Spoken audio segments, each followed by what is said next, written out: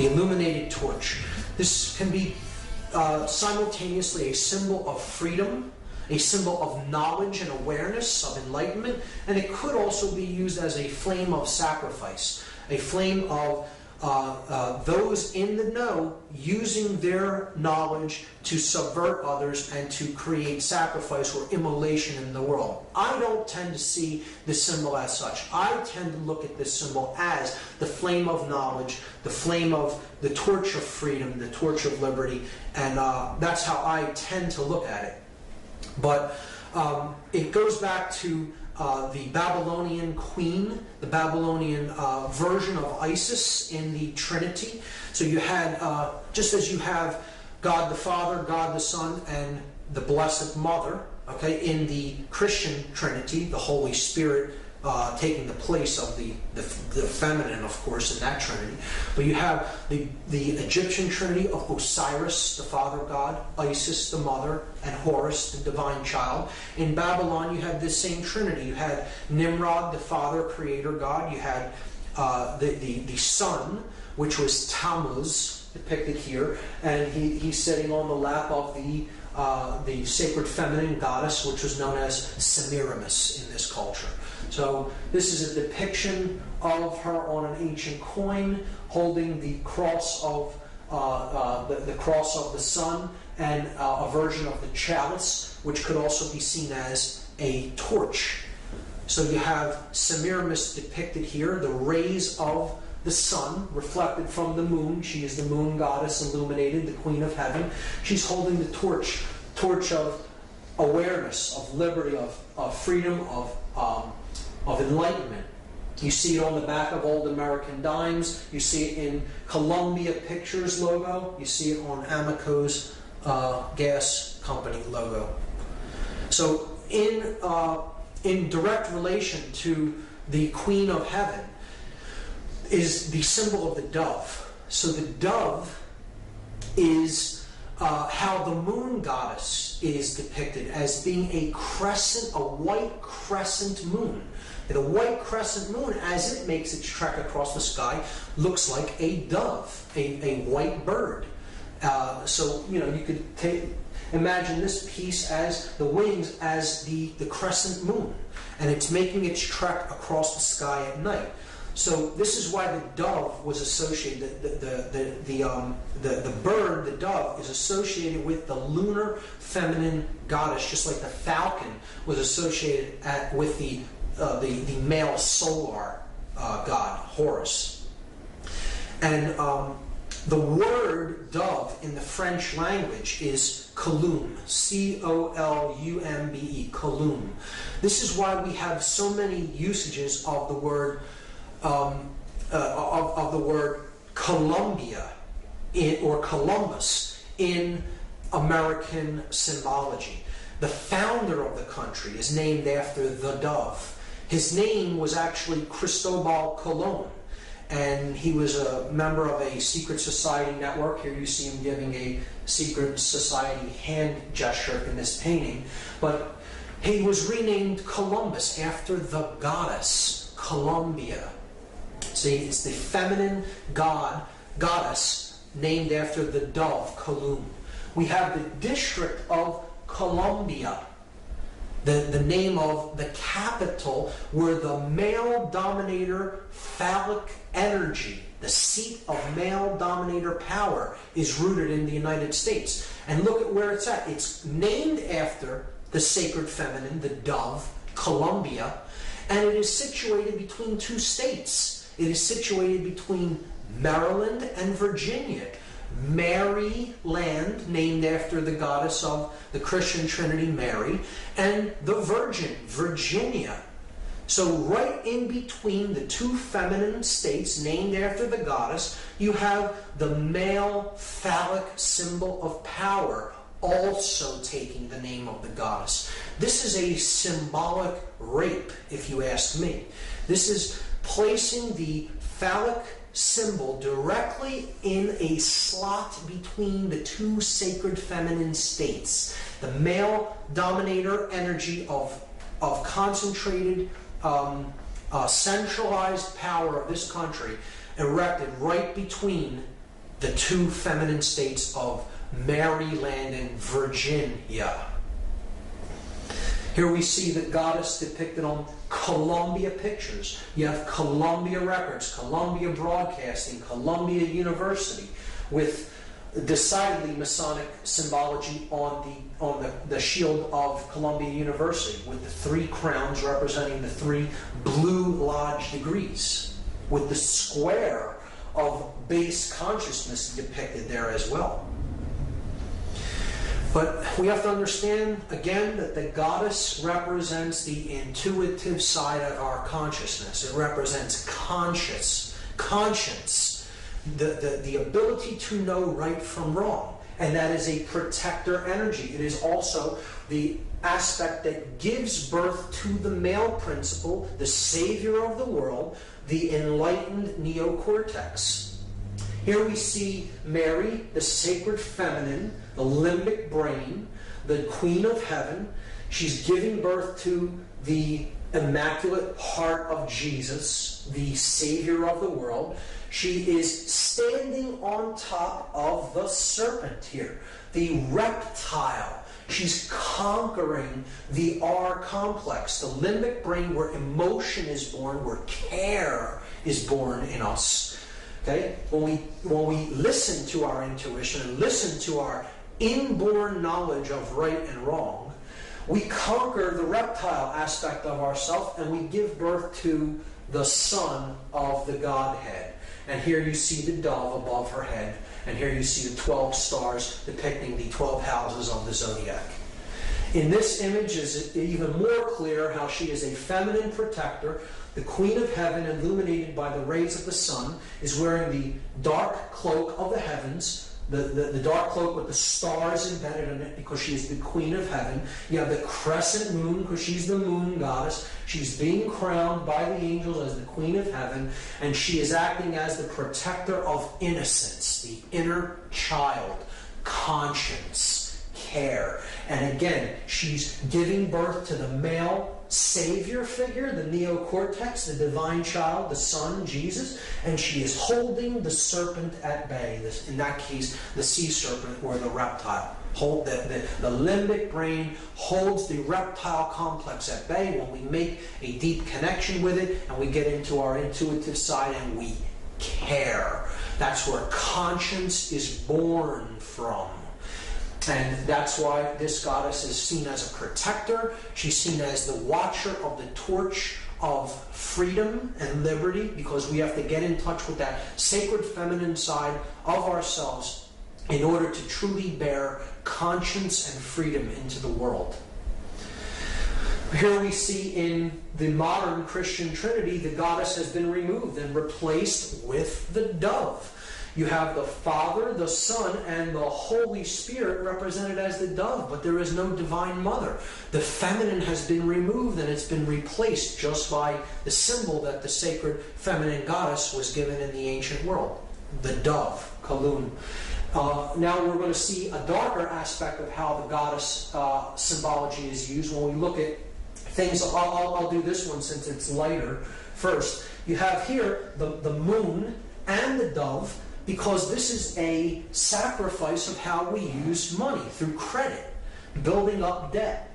So you have the moon and the dove on the same card for Visa, and it's a symbol of the sacred feminine being used in a depiction of sacrifice of an individual, sacrificing in a monetary sense. Here we see it being used in a very dark form as human sacrifice, because human sacrifice is still very real, very actively practiced in the world. It just isn't the practice of carrying people up a pyramid as how it was done in the past, or sacrificing them upon an altar with an obsidian blade or a dagger of some sort.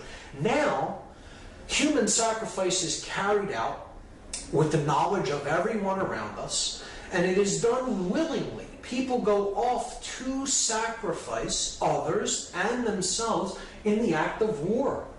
War is modern day human sacrifice. And here you see the goddess with her wings depicted on a war memorial. And see, this is the goddess herself being sacrificed. A lot of researchers believe that it is them sacrificing people to the goddess. It isn't so much that they're sacrificing to the goddess. It's the reason the goddess is always depicted in conjunction with sacrifice is because they are sacrificing the goddess within an individual. It is the cremation of care, conscience, the protector, the grand architect of everything we experience is care. So this is the goddess herself depicted as being with these men as they are sacrificed along with the goddess. That's what war is. It's a ritual sacrifice of the sacred feminine in an act of sacrifice, of human sacrifice. So another use of the sacred feminine symbology and imagery when it comes to human sacrifice rituals or attempted human sacrifice rituals, we see this through different events that have played out that have the sacred feminine or the name of the sacred feminine embedded or encoded within the ritual or the scenario. You have the murder of Princess Diana, which I do not believe was an accident. I believe she was taken out because of her connections with the royalty of Britain, and her name was Diana, a Roman name for the goddess Diana. We saw the Superdome incident where thousands and thousands of people were hoarded into this dome looking like a feminine breast and left there without supplies, essentially to die. And FEMA did not get to this region for days after Katrina hit. And the conditions in there were horrendous. I believe that is a deliberately designed thing that was done to try to maximize the amount of death and suffering that happened in that feminine breast, the Superdome, a symbolic representation of a breast. And the two large school shooting incidences could be seen as very clear examples of mind control, of trauma-based mind control, or at Columbine High School. Again, Columbia, Colum, the dove, Columbine, and Virginia Tech, the Virgin, Virginia. Again, two names of the goddess. Again, human sacrifice rituals in disguise made to look like totally disconnected incidents. But perhaps the clearest example of human sacrifice in concealed ritual of all is the symbolic burning or immolation of the Columbia space shuttle. Again, the Columbia, named after the goddess Columbia, Colum, the dove. And it's the white dove. And it's burning up, being immolated as it re-enters the Earth's atmosphere. And we see the crew was a 7-member crew. And that's correlating to the 7 planetary bodies of astrotheology. You have the 5 male gods, 5 men in the crew. You have the Sun, Mercury, Mars, Jupiter, and Saturn. And the 2 feminine heavenly bodies, you have Venus and the Moon. So the 7 principles of astrotheology are encoded there in the crew of the Columbia, another ritual of human sacrifice. The next symbol that I'm going to discuss is the fasci. And this is where the word fascism comes from. It is the axe surrounded by the bundle of rods. This is a Roman symbol that represents centralized authority. It is the central authority is the axe, and then the satellite regions, the satellite states are the bundles, the rods bundled by the central Roman authority, the fasci. This is where the word fascism comes from. We see this in multiple areas when it comes to political symbology. It is on the two sides of the Senate chamber, the House chamber. It is on the fasci is depicted on the throne that Abraham Lincoln sits upon as a dominator, father figure, God figure. So he's holding both compartments of power, the church in one hand and the state in the other, because an absolute ruler must unify those two principles. It must unify political and spiritual power into one. And the regime that really attempted to do that in the modern world was the Third Reich. And here you see the Roman fasci symbol as the symbol of the Third Reich, used on one of their postage stamps. We had it previously on the back of old American dimes. Now I'm going to talk about Freemasonic symbology. And I want people to understand that Freemasonry in and of itself is not an evil ideology. Again, it is an occult system of knowledge that can be used for good, or it can be used for ill or manipulation, depending on who is wielding that knowledge. So this is the Freemasonic compasses and square with the letter G in the middle as depicted in American Freemasonry. The compasses represent higher consciousness, and they represent morality, proper moral action. The square represents base consciousness, which must be ruled by our compassion and must be ruled by our moral uprightness. The square is base consciousness. It can be seen as the reptile brain. If you look at these three components as the three complexes of the brain, okay, you have the R complex being the square. You have the neocortex with its two hemispheres being the compasses, and you have the midbrain, that which gives birth to the conscience, care, as the G in the middle of the two. It represents the goddess, the grand architect of the universe, which is care. Okay, that's what creates our experience, what we care about. And if we get into touch with conscience, it can give birth to proper moral action. But we can only do that by getting in touch with the grand architect of the universe, the God principle, the sacred within us. And that is how to get off of the square and onto the compass. See, the square traces a shape that is a square with 90-degree angles, not found in nature, rough edges. The circle traces the symbol of perfection in ancient systems of occult knowledge. The circle is perfect. It is unbroken. It is a symbol of divinity. It can never be nailed down with perfection because it is based upon pi, a figure that is a divine principle that can never be calculated with absolute certainty.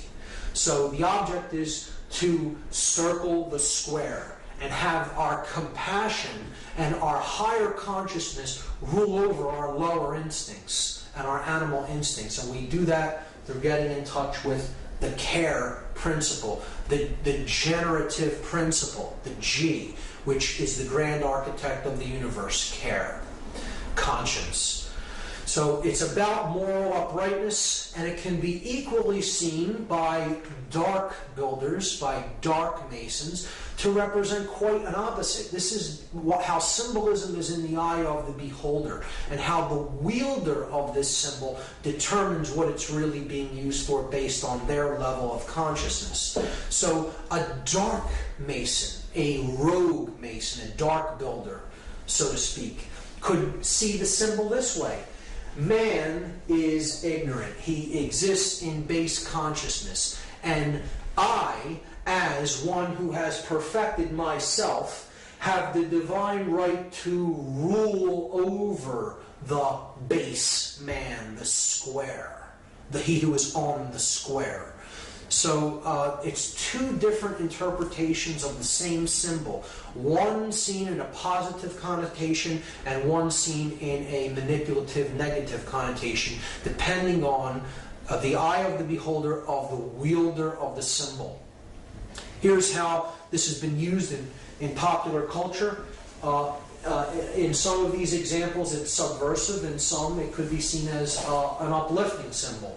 But generally in education, you'll see the square used in the three symbols and the color blue for the square representing the blue lodges. And this is base consciousness. This is the base of the pyramid of this particular secret society network, the hierarchical pyramid-like structure. And you're seeing the pyramid encoded here, but through the square. And the three base levels of Freemasonry, the entered apprentice, the fellow craft, and the master mason, being the three introductory or initiatory degrees of what is known as the Blue Lodge in American Freemasonry. And this is as far as many go, and it is often the degrees that are said to keep knowledge of higher levels suppressed for those really in the know of the order do not wish for those people to receive the knowledge because they have been gauged as really still being in base consciousness. And you're seeing that depicted in educational logos there. This Columbia University and that the University of Pennsylvania's shield. Here we see the compasses tracing the semicircle on the patch for the Columbia Space Shuttle mission. And one of my favorites encoding the compass and square of Freemasonry is the game of baseball, a game I've personally resonated with. But we see the compasses encoded by the foul lines here, okay, that make up first and third base. The bases form the square for the individuals in base consciousness, on the square, the base men. Okay, they're the base men. And the middle, here, the mound of creation, the primordial mound, is the limbic brain, the generative principle, the feminine aspect that throws the feminine seed into play.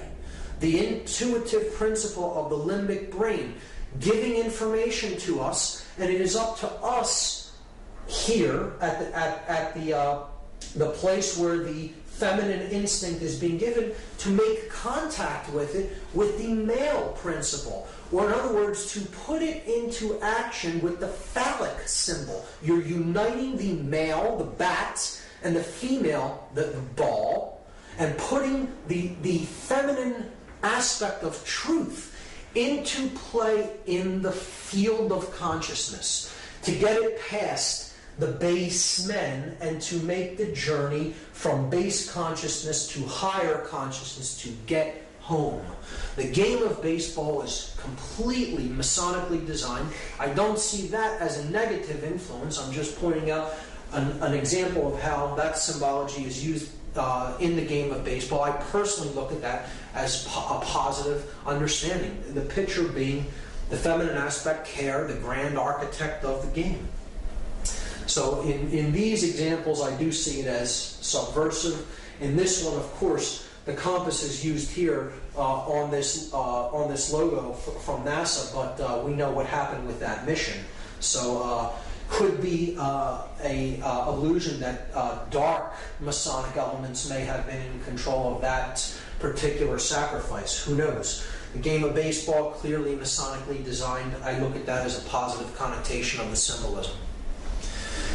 In a very negative connotation of the symbolism, we see how the Freemasonic network is used all throughout the United States in control agencies, in agencies of male dominator control, in this example being police. And these examples are certainly Blue Lodge degrees, Blue Lodge orders, lower orders of Masonry, and I would look at the individuals belonging to these groups and other fraternal orders of police as being on the square. And if anybody thinks that when someone tells you in Freemasonic parlance that you're on the square, that they're paying you a compliment, you have no idea what the term means, because you've just been insulted by being told that you're on the square. It's not a symbol of being fairness and uprightness. The square in Freemasonry is most certainly a symbol of base consciousness, of not understanding the true self. And when someone is told that they're on the square in Freemasonry, it is essentially an insult. And we see that this network of secret societies is actually at work in these controlling orders of police. And I look at that as a very subversive symbol, because these fraternal orders have more allegiance to the secret oaths than they've sworn than to actually do the job to uphold the Constitution and to protect the public. And it can be really used as a means of one hand washes the other. I'll do a favor for you if you look the other way in this instance, or do what I tell you to do here. And it's really a way that freedom can be subverted through this hierarchical order, particularly when it is used in conjunction with controlling bodies like the police. So this is an extremely important symbol that's going to carry over into what we talk about next. This is the first degree Masonic tracing board, and I'm going to cover this from two angles, a positive connotation and a negative connotation. So here we see, first, there are directions. This is a map. You see north, south, east, and west. So we are standing at the west, looking east. The west is down here, the east is up here. We see that there is a checkered floor of black and white squares representing base consciousness. This is the checkered life of a man who is not born in consciousness. He does not know light from dark. He is a wanderer, a pawn in the game, so to speak. One who can be positioned. However, his master may wish him positioned, the chess master of the game, who sees the whole board from above, from a higher level of consciousness, and takes the pieces and positions them as he will. This is one who is in duality. Here's the pillars, the dual pillars. This is the pillar of Jachin. It is a masculine pillar, represented as a Doric column, and you have the sun ruling that pillar. It's the pillar of strength, the S representing strength. The feminine side of the pillar is the pillar of Boaz. The B at the bottom stands for beauty. It is a Corinthian pillar, an elaborate, ornate, feminine pillar. And the moon sits above that pillar. This is the pillars that represent the masculine and feminine aspects of human consciousness, and it is how we enter the world with these two principles kind of in opposition, and it's our goal to understand them and to unite them as one. To use our will power. This is the pillar of will or wisdom, which the W stands for. It is Jacob's ladder. Jacob, as described in the story of Genesis, goes to a higher level of consciousness. He experiences God consciousness. He comes back down to the earth and understands that really the journey of life is to get back to that level of pure awareness and pure consciousness. And that is the end of the journey, kind of. It's like you enter in this dual state, seeing things as separate, and then the object is to make it through the realm of duality, the checkerboard floor, and unite the two principles as one, and then you're born into the stars, into the light of conscience and consciousness. So that's the journey up Jacob's ladder. And we see here in the background the stones known as the ashlars, the rough ashlar representing the soul in need of work, and the perfect ashlar representing the state of perfection to which we seek to attain. The initiates are going up the ladder in the 3 basic degrees of masonry.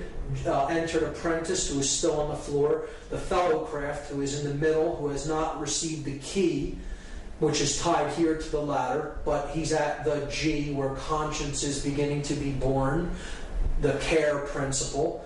And the master mason, who gets the key to unlock the star gate, the sun, so to speak, is bringing himself to a place of balance and understanding and enlightenment.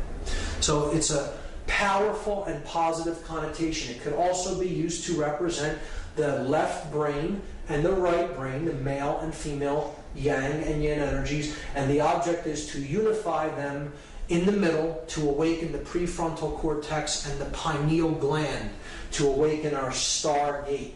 Okay, and that's in the direction of the east. The direction of the light, the rising sun, is in the east. We don't want to be headed west. That's the direction of base consciousness, and darkness, the setting sun. The sun sets in the west, of course. So, powerful symbology there, but it unravels even more when we consider this tracing board on its side, as I will show you. Again, here we're seeing the 3 lights in the heavens, the lights of Freemasonry, the lights of the religions, the sun, the moon, and the all-seeing eye, the stars and planets. Again, we saw the religions of Christianity, Islam, and Judaism representative of these principles, and how they correlate to the 3 pillars of Freemasonry and global consciousness. Now, looking at the Freemasonic tracing board on its side opens up a whole nother level of what this symbolically represents. So again, we're given directions. Here is the west, here is the east, this is the south, and this is the north. Understanding what we now understand about astrotheology, we can now understand what this whole scene really depicts. It depicts the spiritual journey of man out of the prison vibration that is on the earth, identification with the physical world of matter. This is the earth. It's black and white, the colors of a prisoner, okay? The prison planet, so to speak. And these are the lines of latitude and longitude of the earth. This is the Earth's equator, right here, the middle pillar. This is the Tropic of Cancer. This is the Tropic of Capricorn. In the southern hemisphere, the Tropic of Cancer in the northern hemisphere. Here we see the light of Freemasonry, the sun in the east, away from the earth. And this is the sun at the summer solstice. This is the sun at the winter solstice, when the northern hemisphere is in darkness, depicted as the moon there. We're not in enlightenment, right? This is the pillar of mercy, because when the sun is up there, the sun favors the northern hemisphere, shows mercy upon the northern hemisphere. Boaz is considered the pillar of severity, because the sun does not favor the northern hemisphere when it is at the pillar of Boaz, or the Tropic of Capricorn. And this is the equator. This would be balance, or the equinoxes, the all-seeing eye, is the place that opens up when the hemispheres of the brain come into a perfect state of balance. So this is the journey of the initiate, from darkness, starting here on the earth in darkness, and then proceeding in a stepwise fashion to a place of balance. Okay, this is emotion. This is the sacred feminine principle of emotion. You have to care enough to begin the journey. You go higher. You're trying to reach a place of balance between these energies. And then you can get that key right there to unlock the stargate. Okay, to unlock, and that's accomplished through action. The male principle of putting your emotions and your thoughts into action.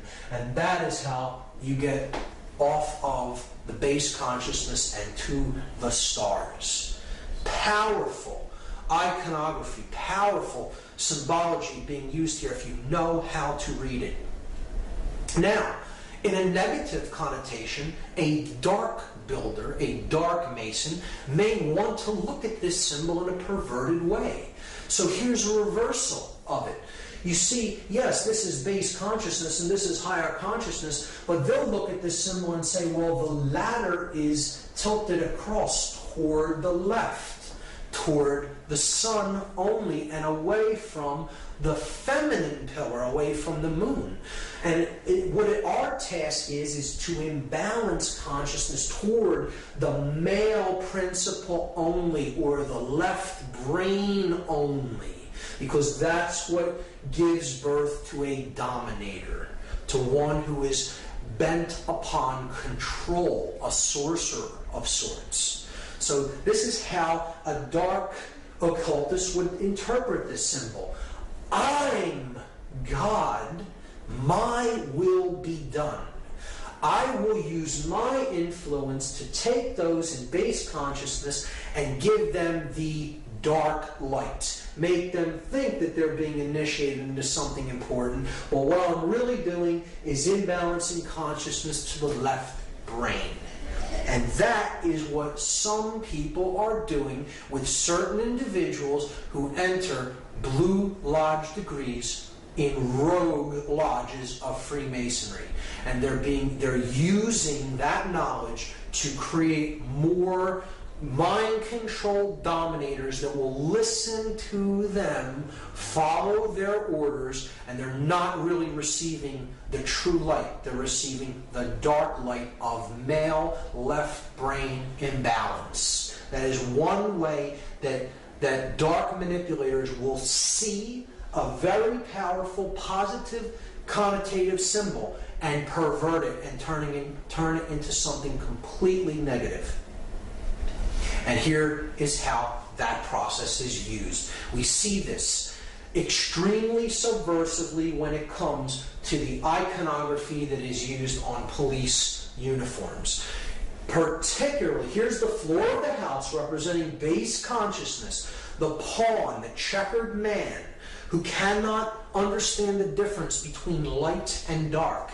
He doesn't really understand what makes the principles of right and wrong function the way that they do.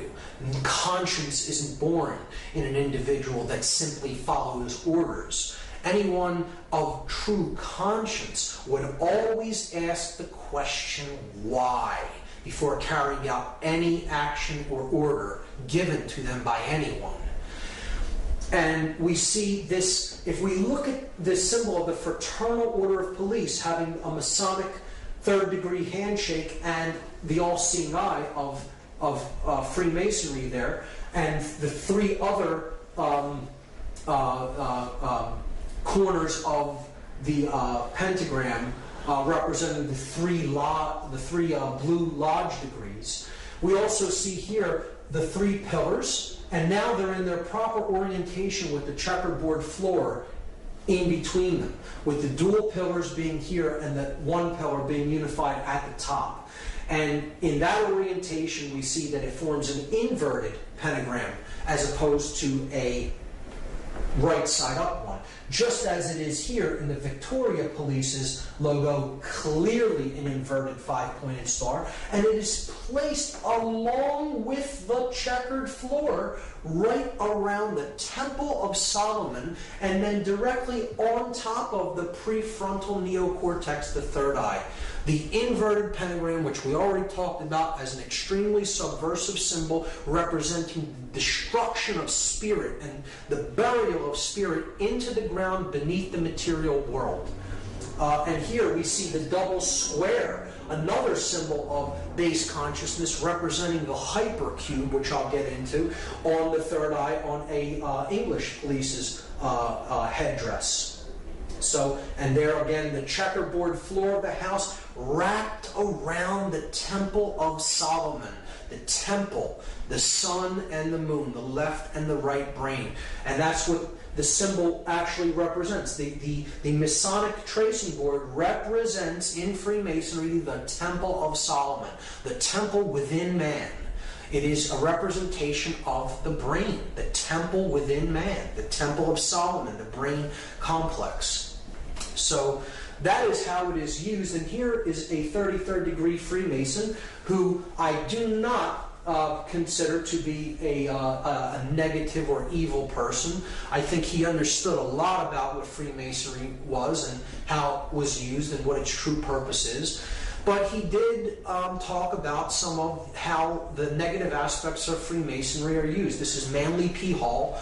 He said that Masonry conceals its secrets from all except the adepts and sages of the elect, and uses false explanations and misinterpretations of its symbols to mislead those who deserve to be misled, to conceal the truth which it calls light from them, and to draw it away from them. He's saying that those who are really not in the know, that often would pervert the ideas and the knowledge, are deliberately misled away from this knowledge so as not to let it fall into the wrong hands. I often think that as well, in Freemasonry, it is being done deliberately to try to create people who, those who really are in the knowledge of how consciousness works, can manipulate for their own gain and get them to do what they want, because they're dangling a carrot, so to speak, before them and saying, I have the higher level knowledge if you'll do what I tell you, and then I'll let you have it. When in fact they're just being led like I said, like a donkey with a carrot at the end of the stick. Manly P. Hall said that the blue degrees are but the outer court of the portico of the temple, the porch of the Temple of Solomon, hence the term porch masons. Part of the symbols are displayed to the initiate, but he is intentionally misled by false interpretations. It is not intended that he shall understand them, but it is intended that he shall imagine that he understands them. Their true explication is reserved for the adepts, the princes of Masonry, one of the highest level Freemasons in Masonic tradition, telling you right out in the open what the Blue Lodge degrees are for. And of course, the Fraternal Order of Police is Blue Lodge degrees of Masonry. So that's Masonic symbology and some variants of how it is used. The next, I'm going to talk about talismanic symbology and how it is used on our money. So this will be a very big part of this part of the lecture. This symbol is one of the most important symbols in all symbology. It is the most prominent symbol on our $1 bill. It is one of the most viewed symbols on earth. And very few people understand what it really means. I'm going to break it completely down from top to bottom and go through each element and attempt to explain it as fully and as clearly as possible. This is the symbol of all the mystery traditions. Okay? Very simply, it is the symbol of all occultism. Of course, it is Egyptian in its thematic representation, and its symbolic representation. It is Egyptian, and there is a reason for that. We see the elements of the symbol being the words Anuit Coeptus at the top. Then we have a pyramid with its capstone missing. The capstone is cut off, so it is an incomplete pyramid. Atop the pyramid, as a two-dimensional slit in the sky, it could be seen, a two-dimensional opening or a rift in the sky. From behind that, we see an eye, and that eye is bathed in light. The pyramid is comprised of 13 courses of brick, the bottom of which has a date inscribed on it in Roman numerals, 9 Roman numerals. There is then a sash with the words Novus Ordo Seclorum written on it at the bottom. So we have to understand each element. Each element is here not by accident, it is there by design, and the makers of this sigil, because that's what this is a sigil, which is comprised of many symbols, put nothing on it by accident. And everything has a meaning in this. So let's start to break down the symbols one at a time. Annuit coeptis is Latin. It means, annuit means to favor or to look favorably upon. Coeptis is an enterprise, an undertaking, or a project, a work in progress, you could say. So annuit coeptis means he favors, could mean she favors, it favors, our project. He favors our work. He favors our work in progress. Okay, so he favors our work is a good translation. Novus Ordo Seclorum is often hotly contested as to its meaning. Novus means new, Ordo means order or way, and seclorum is the debated word. So I go to a Latin dictionary and I look up the word saeclorum, S-A-E-C-O-L-O-R-U-M. This is because people will say seclorum means of the ages. So I'm looking up the word saeclorum, and that means age, generation, people born at a time, race, present time, or age, century. So if this phrase said the new order of the ages, we should see an A in between that S and E there. It would say Novus Ordo Saeclorum, but it says seclorum. So clearly that's not the definition. Many people will say that that's what it means. It does not mean of the ages. Okay? The word seclorum is put into a Latin dictionary, and then you see it is a word modification, a truncation. CL is derived from CUL. So an internal CL might be rendered by CUL, thus giving us seculorum. And seculum, seculi, is a noun that means world, universe, secular, temporal, earthly, or worldly affairs, cares, or temptation.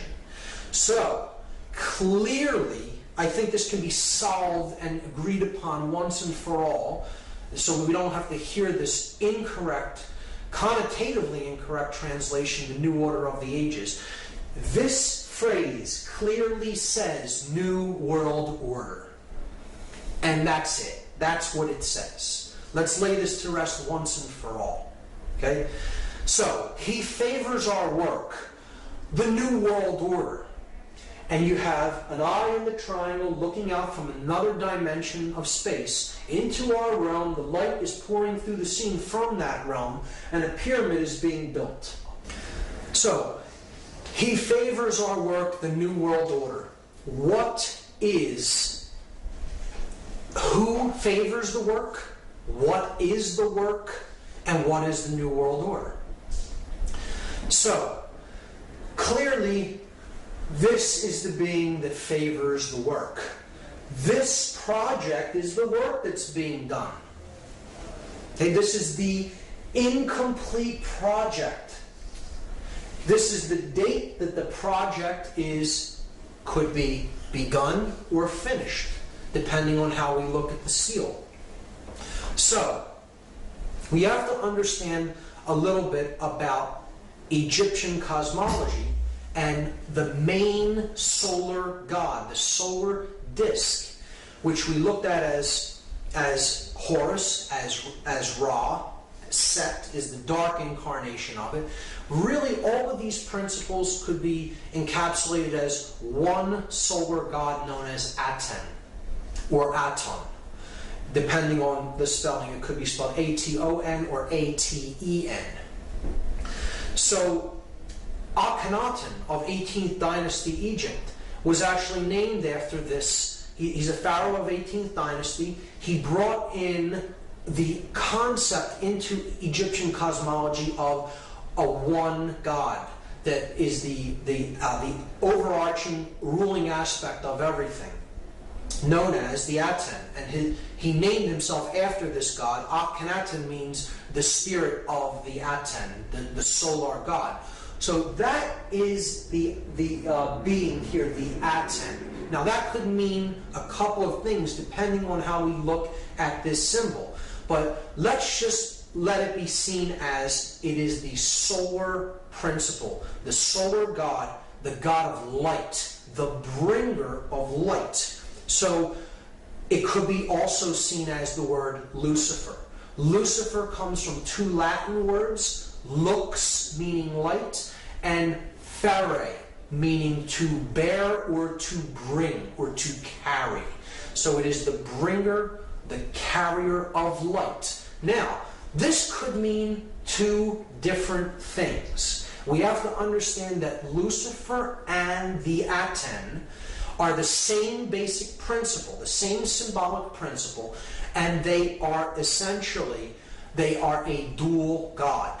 There is a light aspect of the sun God, the one that brings true light of awareness. And then there is the dark aspect of light. So one can be truly illuminated and really possess the light, really possess the knowledge.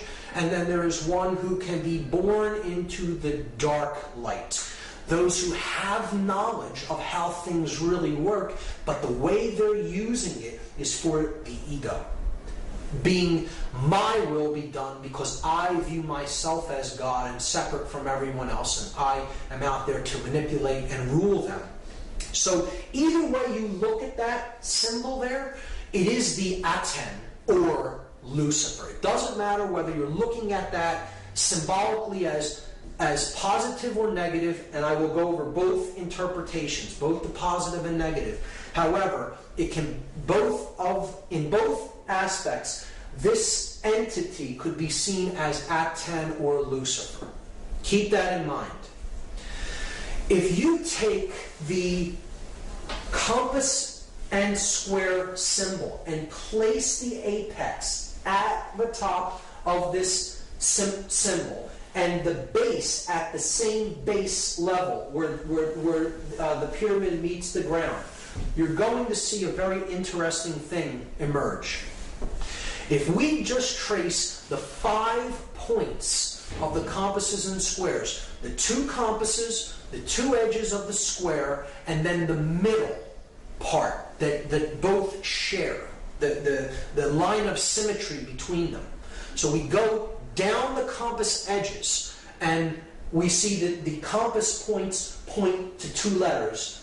The 2 end letters of this sash, okay? N and M. N from Novus, M in Seclorum.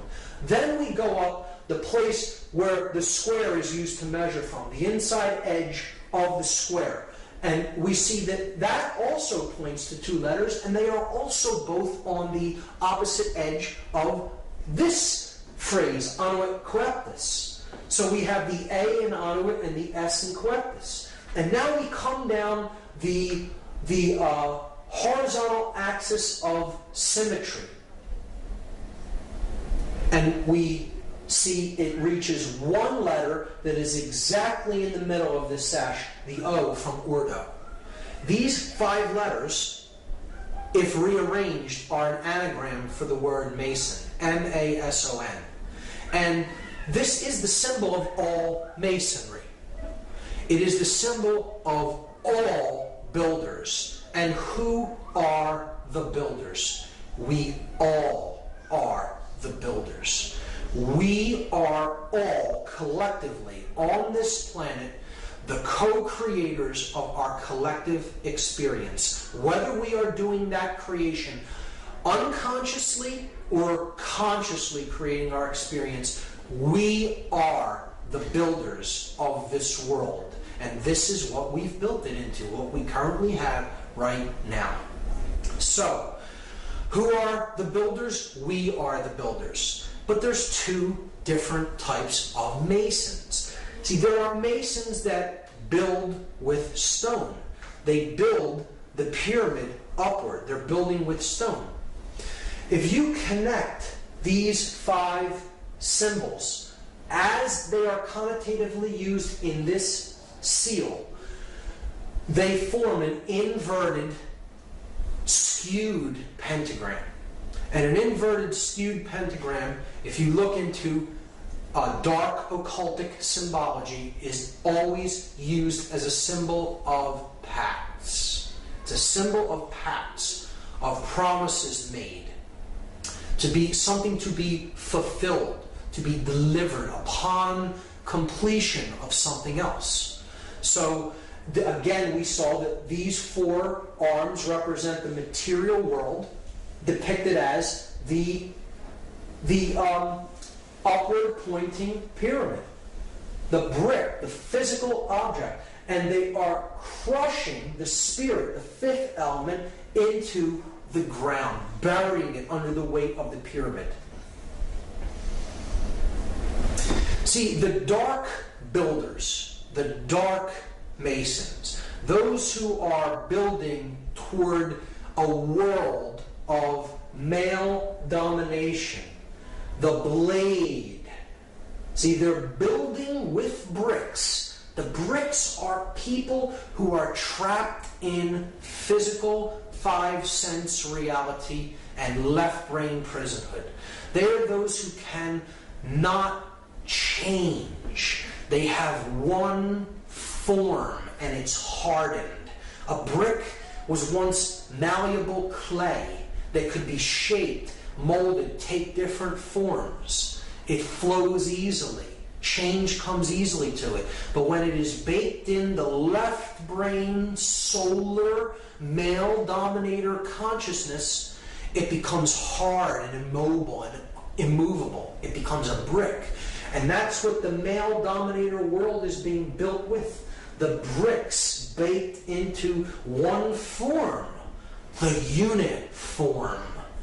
Those in uniform cannot see what is, not see. They cannot see. They are not sees. See? They are baked into one form, the brick. Okay? And they're being used as elements to build the blade world. And the blade world will be ruled by those who are in the light. They are the blade, the male dominator sorcerers. They have the light, but everyone else is in ignorance. And when you complete this structure, the light goes out from the scene. See, they're building the blade. If you complete this structure in brick, they have all the light, and the entire world is bathed in darkness. In that symbol, the Aten or Lucifer represents the sorcerer, and he is completely trapped in ego. The ego-bound consciousness. It's the I in the triangle. I am God, the sorcerer says to the world. And I will make everyone in this world and the entire world in my own image and likeness. But I will have all the light, and the light will be blocked out to those in ignorance and in one form. And the male dominator world will be born into existence, and it will bathe the world forever in darkness. That's the negative connotation of this symbol. See, you'll notice it's the blade without the chalice.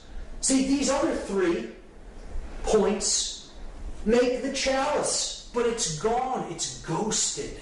Just like it's been ghosted through human sacrifice, through the cremation of care. Right? It's been ghosted through the removal of the sacred feminine from the Trinity, and through not caring about what goes on in the world. The sacred feminine is removed, it's ghosted, but the male principle is embodied in stone. And that's the project, that the New World Order project that the Dark Masons, the builders with brick, are building into manifestation. Now, there is a light side of this symbol. Again, he favors our project, the New World Order. If the true God of creation, the true bringer of light, the awakened neocortex, the prefrontal cortex, the opening of the third eye, the stone the builders rejected, the Christ consciousness, so to speak, the true bringer of light, right? The true aspect of Aten, the solar mind, right? If we, as the other kind of Mason, are trying to do the work that he favors, the true bringer of light, the true God of creation, and create the positive New World Order, our job as the builders of this project is to remove the brick from the top down, a little at a time, from those who we can help to work, smaller groups, gradually removing and helping people to change in larger and larger and larger groups. And if that pyramid is razed to the ground, is removed from the scene, there's nothing to block out that light of creation. And it comes down and joins with the earth. So the earth is not bathed in darkness of the male dominator blade world. Instead, it's bathed in light because the bricks are gone. Those who cannot change are gone. They've made the change, the metamorphosis, the transfiguration, the transformation in consciousness. And they've been raised to a higher level of awareness. So that's the opposite, the positive New World Order. Masons often tear stone down. And the light mason, the light builder, the light worker, wants to tear this stone down so the light comes down and join up with the earth to create the positive New World Order. And in that aspect, this is a powerful, magnificent symbol of the true mystery traditions. The object is to remove that pyramid of male domination and bring the light down to the earth.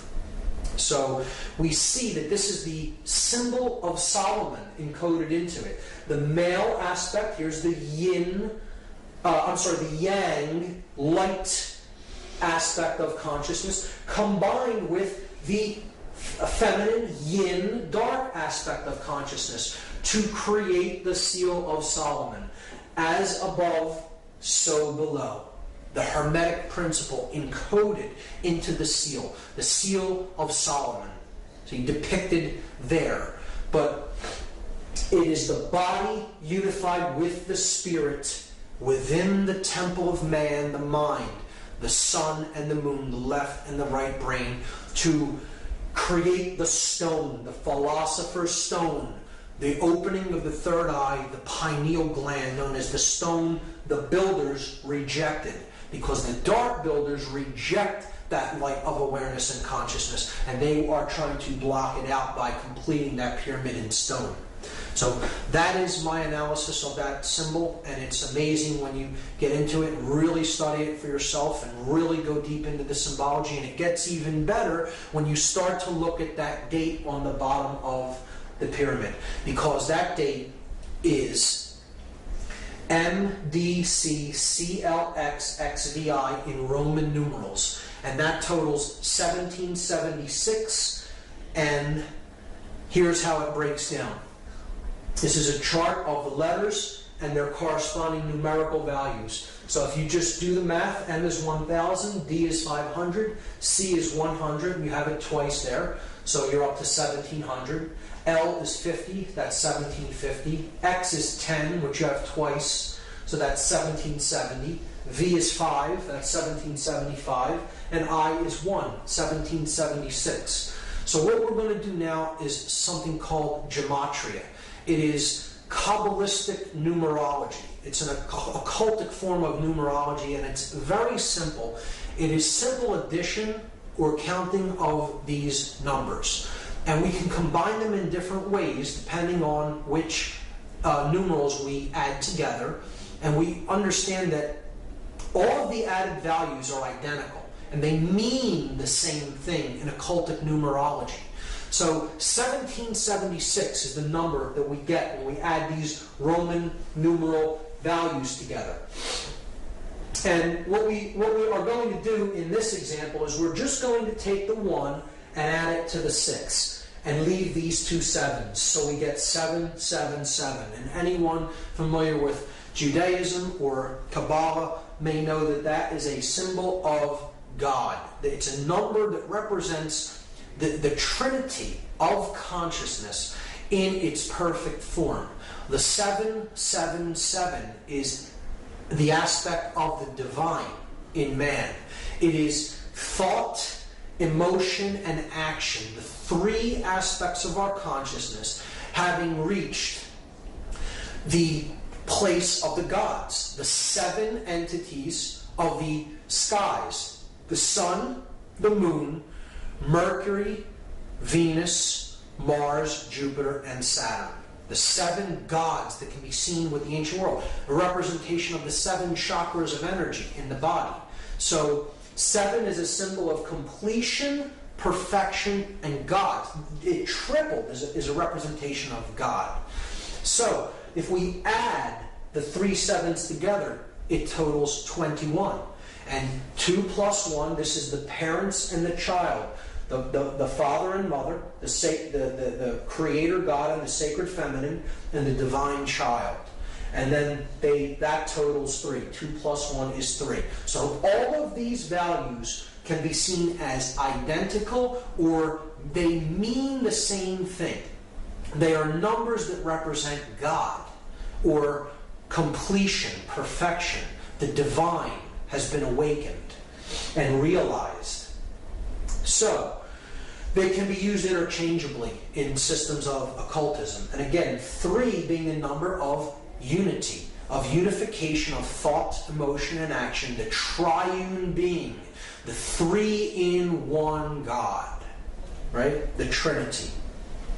So, what I'm going to do in this study of gematria is I'm going to take these letters, because gematria is a combination of geometry and mathematics. Geometry, earth, the measure of things, the measure of the earth, the mother, right? And matria, mathematics, the mother science, after Ma'at from Egypt, the mother goddess. So gematria is a combination of geometry and mathematics. So we have all the elements in place. We have the math aspect is covered by the Roman numerals that represent value or mathematics, and we have the shape that's given by the triangle shape or the pyramid shape. So we're just going to combine the two by taking, we have 9 letters, and we're given a shape that has three vertices. So we're just going to duplicate the shape 3 times, and we're going to place the letters at the vertices of the shape. So we'll start with M and put it at the top of the first triangle, and then D, C at the base, and then repeat it 3 times. M, D, C, C, L, X, X, V, I. And now we're going to substitute the numerical values for the Roman numerals. So we get this. We get 1,000, 500, 100.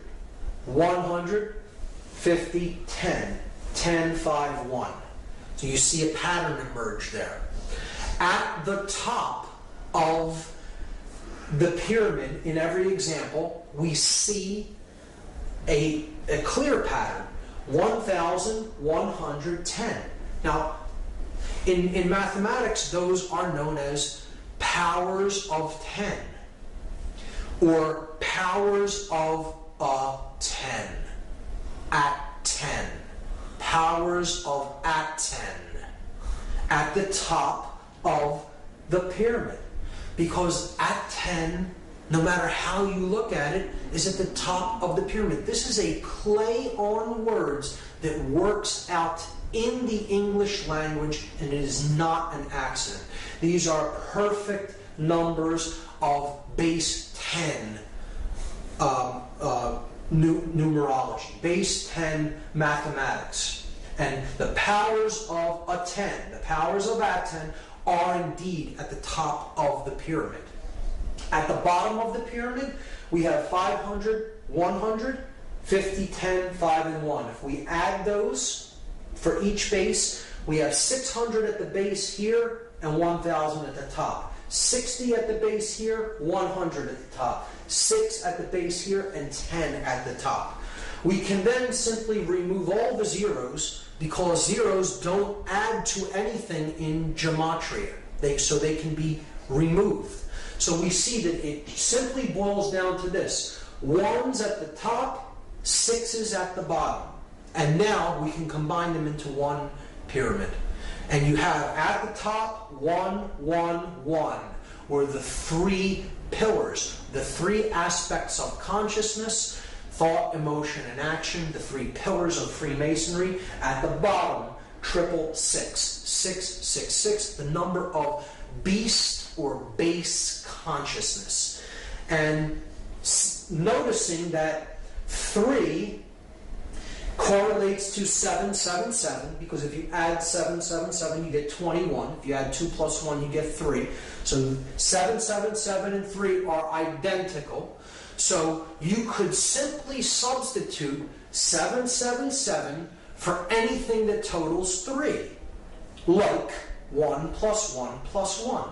1 plus 1 plus 1 is 3, so we could simply put 777 up there and substitute for 111. They're identical because they both add to 3.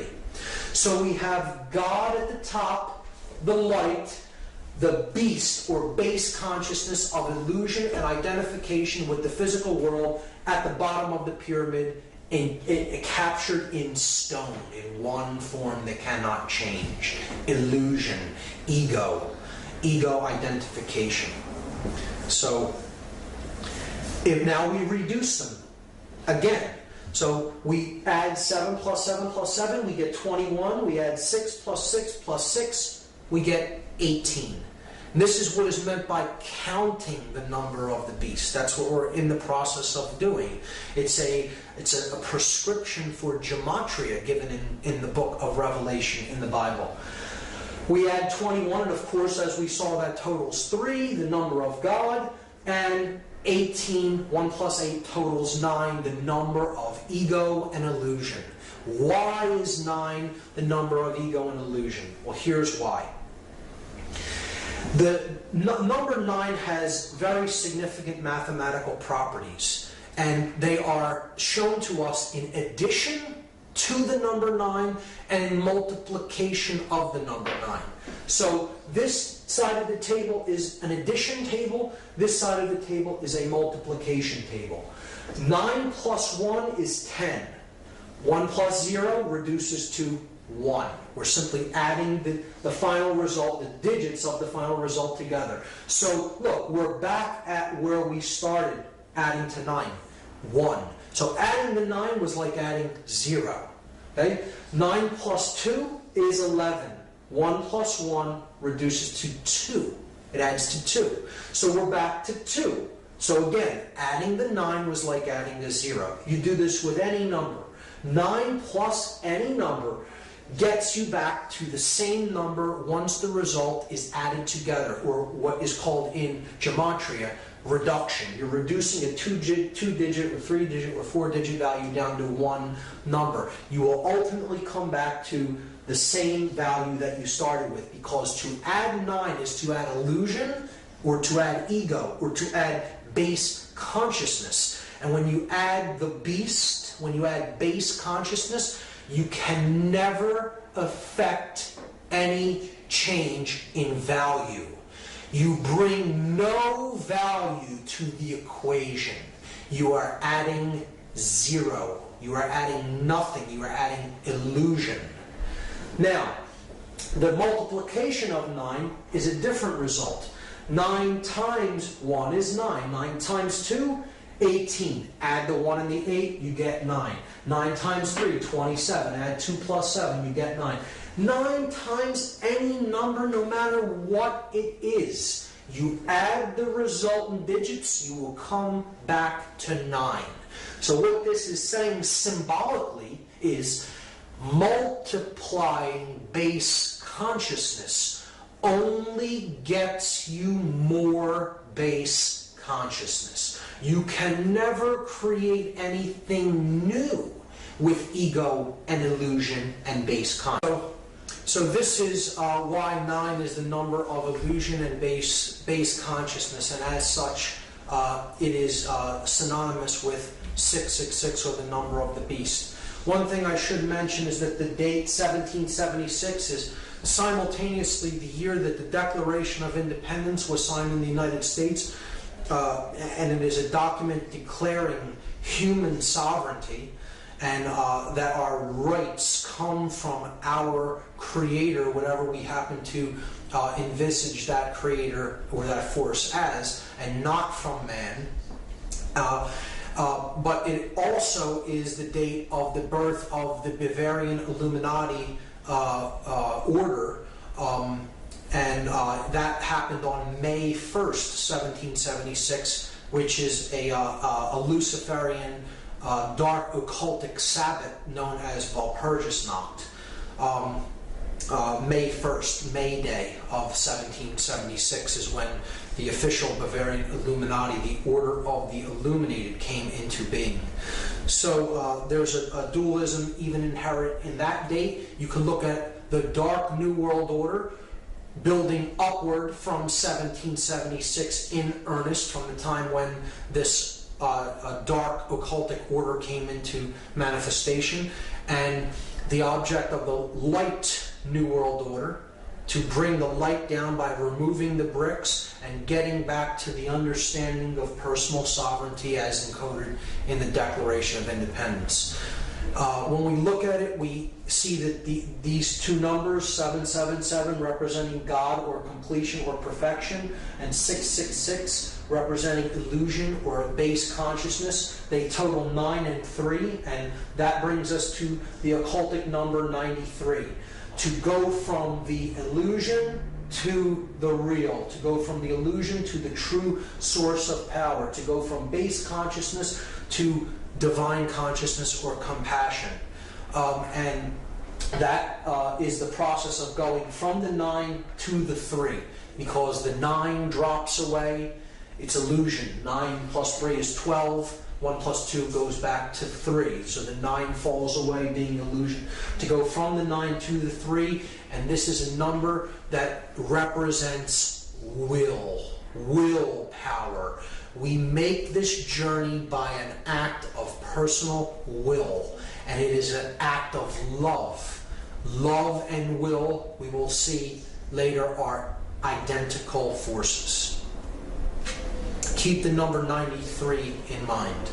The next way that symbolism is used subversively is in architecture. So this is the pyramid outside of the Louvre, the art museum in Paris, and it is a symbol of a pyramid, upward pointing, male pyramid, and it is comprised of exactly 666 panes of glass. So again, the base consciousness is encoded into the shape, and you see that the pyramid forms slightly off of a right angle, almost an exact right angle at the top, at its apex. Here we see the Arc de Triomphe in Paris, and we see from overhead, this arc is a solar symbol. You could see this as a point of male energy, these 12 streets being the 12 houses of the zodiac, all converging on the Arc de Triomphe with the rays of the sun around it. Could look at this as the unification of the two pillars, the arch, the point in the middle where the two become one, and they join together the male and the female principles. We see the masculine principle encoded in the Eiffel Tower. It is in 3 levels. Just like the 3 degrees of masonry. You have the entered apprentice, the fellow craft, and the master mason, the 3 levels of the Eiffel Tower. It is illuminated at light, and it is a phallic symbol. The illuminated pyramid at the Louvre. At the base of the Louvre, underneath, if you go underneath this pyramid, the Hermetic principle is encoded by a downward pointing pyramid over top of an upward pointing one, where spirit and matter joining together, as above, so below. Here we see St. Peter's Square, the Vatican, and we see the sun god the cross of the zodiac and the great cross of the galaxy at St. Peter's Square. And we have the phallic symbol of Osiris, the obelisk in the middle. Osiris being a sun god in Egyptian cosmology. The pentagram in the pentagon being the central part of a inverted pentagram encoded into Washington, D.C., the heart of the inverted pentagram. The Pentagon being the center of defense intelligence for the United States, where war is planned, human sacrifice. We see from overhead in Washington, D.C., this right here is the White House. And then north of the White House, we see an inverted, skewed pentagram with one broken arm. Now, this is a very clear example of what is known as the pentagram of Pax in dark occultism. The pentagram of Pax is inverted because it is satanic, or it is thrusting the spirit downward. It is often skewed, representing that which is really out of alignment or proportion. So it is usually skewed in one form or another, either stretched or squashed. In this case, it is kind of squashed downward. And we also have a broken arm. And a broken arm in a pentagram represents a pact that has not yet been fully completed or fulfilled. So that which is promised has not yet been delivered because a work is still in progress. And I think we can understand the meaning of that broken arm by understanding what the pentagram of Pax represents. So it is not that they simply weren't able to complete that in some way. It is intentionally left broken. And this is one of the arguments against it actually being an occult symbol. Well, if there was occult leaders that made it, could they not have completed the last arm? They did not want to complete the last arm. It is intentionally made to be a pentagram of Pax, and that arm is left broken for a very specific occult reason. The phallic symbol of Osiris, encoded as the Washington Monument, a male symbol of phallic energy. And it's in direct alignment with the symbol of the feminine energy, which is Congress. Congress being another word for sexual union. Congress. And the Congress building is the feminine principle. It's the dome of the feminine breast with the goddess statue of Columbia, or freedom, atop the dome, representing the feminine energy, and it is reflected in the water. The water being the principle of the moon goddess, the goddess of the water. The moon's light is reflected in the waters at night. So this also encodes in this reflecting pool the Hermetic principle, as above, so below, as goes on in consciousness in the earth is reflected from the heavens, and reflected in the external experience that we have. Other sexual symbols or phallic symbols seen in the layout of Washington, D.C. Here we have the Washington Monument. Here we have the Lincoln Memorial, which is a temple to the king. It's a reflection of Osiris the king, ruling as over the dominions of church and state, as we saw with Lincoln in his king's chamber, so to speak, holding the symbol of the fasci on both his left and right hand while seated upon his throne. And if we look at the street system that connects these two monuments, we just make a red. We can make a red outline of the street system around these two monuments and just fill in that area, and that is what it looks like. It is clearly a phallic symbol that is directing male energies encoded into the actual layout of the streets. People who believe in this system of geomancy, or tapping the energy of the earth through the types of lines that you place upon the earth, believe that this is directing male and female energies in certain ways and in certain proportions. So you have the feminine egg here next to the male phallus. This is called the ellipse on the south side of the White House. Again, Lincoln holding the fasci, the symbol of the fasces is the symbol of Roman centralized authority encoded in the central axe around which is the bundle of rods or staffs. Now, east of that Washington Monument phallic symbol, we have a 13-level pyramid. Again, 13 on the back of the dollar bill, a solar number, the sun and the 12 houses of the zodiac, with the 14th level being the unification of the earth, air, water, and fire, culminating at the 14th level of the pyramid. 1 plus 4 is 5. So you have the earth, air, water, fire, and spirit unified at the top level of the pyramid. So here we have a 13-level pyramid with the capstone missing, and around the streets, this is the Congress building, the Capitol building, around the streets, the path that creates the streets, going all the way around the Capitol building, forms an image of an owl that sits atop this 13-level pyramid with the capstone cut off in the street system of Washington, D.C. If we trace the pyramid and then we trace 2 streets that shoot off from near the top of the pyramid, we see that there is a Freemasonic compass and square encoded into the layout of the streets as well. I'll take that off and do it one more time for you to see where those streets are. Here's a close-up of it. There's the owl. I'm removing it and then putting it back so you can clearly see the layout. This image was taken from Google Earth.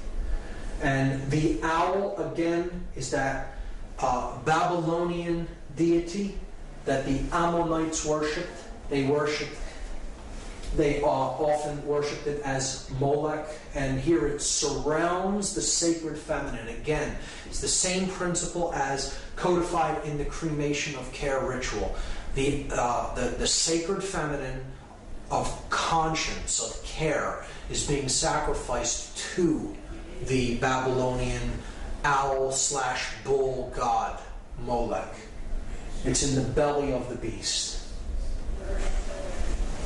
And overhead, above this complex here, where the owl is and the Capitol layout, we see the seal of Solomon encoded into the street plan, representing the feminine aspect that ends at the Capitol building, the feminine, okay, and then the male aspect ends at this place right here, which is known as Lincoln Park. And Lincoln Park is a resonator for Lincoln, who sits in the King's Chamber, the male principle. So you have the Queen or the Goddess's building, and then you have Lincoln Park here, which is a representation of the male energy, and it's a symbolic correlation to Lincoln's name, who sits in the King's Chamber at the Lincoln Memorial. This is the entire occult layout of Washington, D.C., and there's even more in this layout, which I don't have time to go into, but studying the occultic orientations of the layouts of the street systems of many cities is very interesting, and there's all kinds of symbology encoded into it. It could be a presentation in and of itself. The last symbol that I'm going to talk about in this symbology section is the hypercube. And this is one of the deepest symbols of all occultism, which very few people really delve into and get into the meaning of. The hypercube represents 4-dimensional space and time. The next level the next higher dimension from the 3-dimensional world that we inhabit. So you have a point that represents no dimension. You have a line that represents a 1 dimension, that you can go forward or backward. You have a plane. You extrude the line and you get a plane. Now you have a 2-dimensional object. Then you extrude the plane into a third dimension and you get a cube. So that's what our three-dimensional world is like. 3D, you have a single cube. You have length, width, and depth. But then if you extrude a cube, you take the cube and you pull it and you extrude it that way. You get what's called a hypercube. So this is a four-dimensional object. It is derived by unfolding a cube into all of the dimensions of each one of the planes of the cube. And you get this object. When you look at the hypercube ideology, it is representative of the mind existing inside the construct of matter.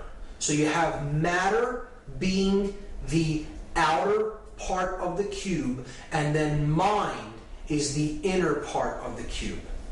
Okay, so this correlates to this level of body, mind, spirit levels of consciousness that we saw in part 1. And we see that the hypercube is derived when we combine matter, represented by the red square, and spirit, represented by the green square. We see that that is everything that is. Okay? That is the universe, or the world of matter, the world of spirit, coming into manifestation as matter to experience itself subjectively. And that is the large cube that is derived from that union. See, that's the large cube. The unification of body or matter and spirit is the large cube. And then the inner cube is the mind. That is where body and spirit combine. They merge in the realm of mind. So that's the inner part of the cube. So if we put the outer cube over top of the inner cube, we see that the hypercube is actually a cube within a cube. And again, this part of the cube in the center is the experience of mind. This part of the cube in the outside is the physical world of manifestation that the spirit comes down and inhabits to create that which can have experiences. This is the two-dimensional projection of this four-dimensional object, a cube rotated around in every plane that it can be rotated in. It's a complex, heady idea. If you look on the internet for some graphic depictions or animations of a hypercube, you can get a clearer idea of what it is in your mind. But the idea is that to look at the cube in a dark way, the hypercube in a dark way, means that you are seeing the physical world as a prison. And that's the large box. The big box on the outside is the physical world that imprisons spirit. See, this is a negative worldview that says all the physical world is really a prison. And it's a horrible thing, a horrible place. It's not a construct for experience of spirit to descend into physical form so that it may come to know itself more fully. It's a horrible thing that is, a prison. And that's the way that a dark occultist looks at the dark hypercube and the hypercube symbology. The inside of the cube is the mind that is held captive within the body. So you have the prison of mind being held in the larger prison of the physical world of matter. And this is its two-dimensional projection, which looks like an octagon. So this is a symbol of mind control. The octagon is a symbol of base consciousness. It is the symbol of the controlled mind, the small cube, being held in the large cube, the prison of matter. So it's a dark worldview concept that represents the double prison. The prison of mind held in the cage of matter.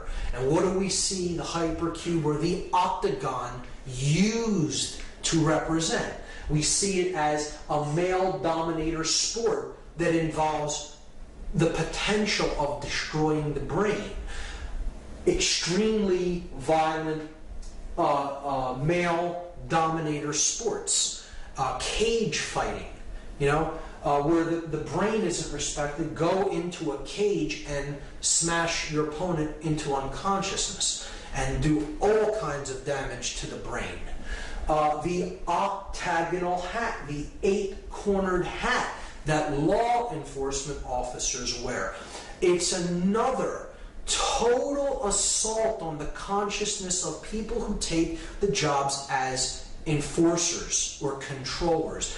They're being told symbolically, your consciousness is of the hypercube. It's of the octagon. The octagon is placed on the crown chakra, just like the square. We saw in the other example, the double square on the English police's hat, right here on the forehead, on the third eye.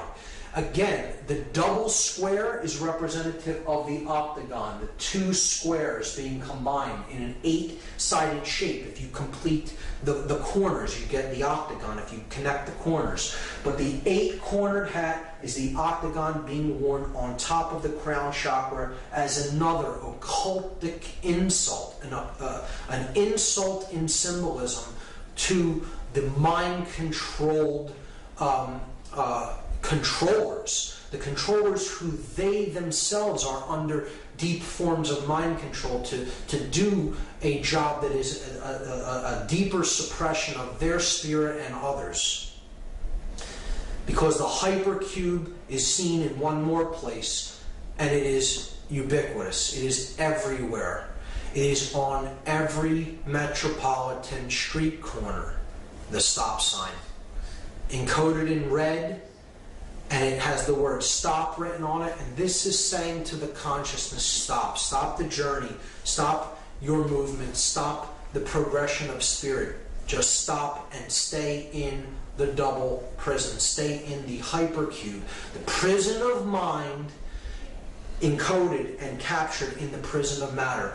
The hypercube is one of the more difficult symbols to really grasp the deep connotative understanding of the symbolism of it. But once you understand it, you will see it in many places, and it is definitely used as a subversive symbol in most instances, particularly in cage fighting, in the uniform and emblems of controllers, particularly the 8-cornered hat of police, and most ubiquitously in the stop sign that we see all over Western culture. This brings us finally to the last part of the methods of manipulation, and the last one is the biggest of them all, chaos sorcery. What has been known as the Hegelian dialectic, or problem, reaction, solution. And we're going to talk about what the Hegelian dialectic is, and we're going to see an example of how this is put into action when we analyze the 9/11 occult ritual. The Hegelian dialectic is what chaos sorcery really is, and this is an ideology that was formulated by George Hegel, a German philosopher. The Hegelian dialectic is a framework for guiding our thoughts and actions into conflicts that lead to a predetermined solution. So the solution is already predetermined before anything happens. The people who are putting this into effect want a certain outcome. This is outcome-based framework, an outcome-based framework. It's saying this must occur. This is the end result that we want, and anything else is undesirable and we will not settle for. It's going to happen this way. We just have to convince people that it has to end up happening this way. So what you do is you guide thought and action into decision making that ends up how you wanted it to begin with. This is accomplished by manipulating consciousness into a circular pattern of thought and action. So again, it's a manipulation of consciousness. It's ultimately about mind control. The synthetic solution to these conflicts cannot be introduced unless those being manipulated take a side that will advance the predetermined agenda. The agenda is already predetermined. We just need to create a synthetic conflict to make this come into manifestation the way we have it originally planned and designed. So, this is Hegel's dialectic, and it is not so much that Hegel is an evil person in his own right. This is another perversion. How chaos sorcery is used as an example of the Hegelian dialectic is it's a modified version of this dialectic for a dark purpose, for manipulation. The researcher David Icke has called this problem, reaction, solution. And it's a great term for it because it describes it perfectly. You create the problem to get a reaction, and then you offer the solution. And the solution was already predetermined. But I like to call it chaos, confusion, opportunity, because I think it more accurately describes what the process that's taking place is really about.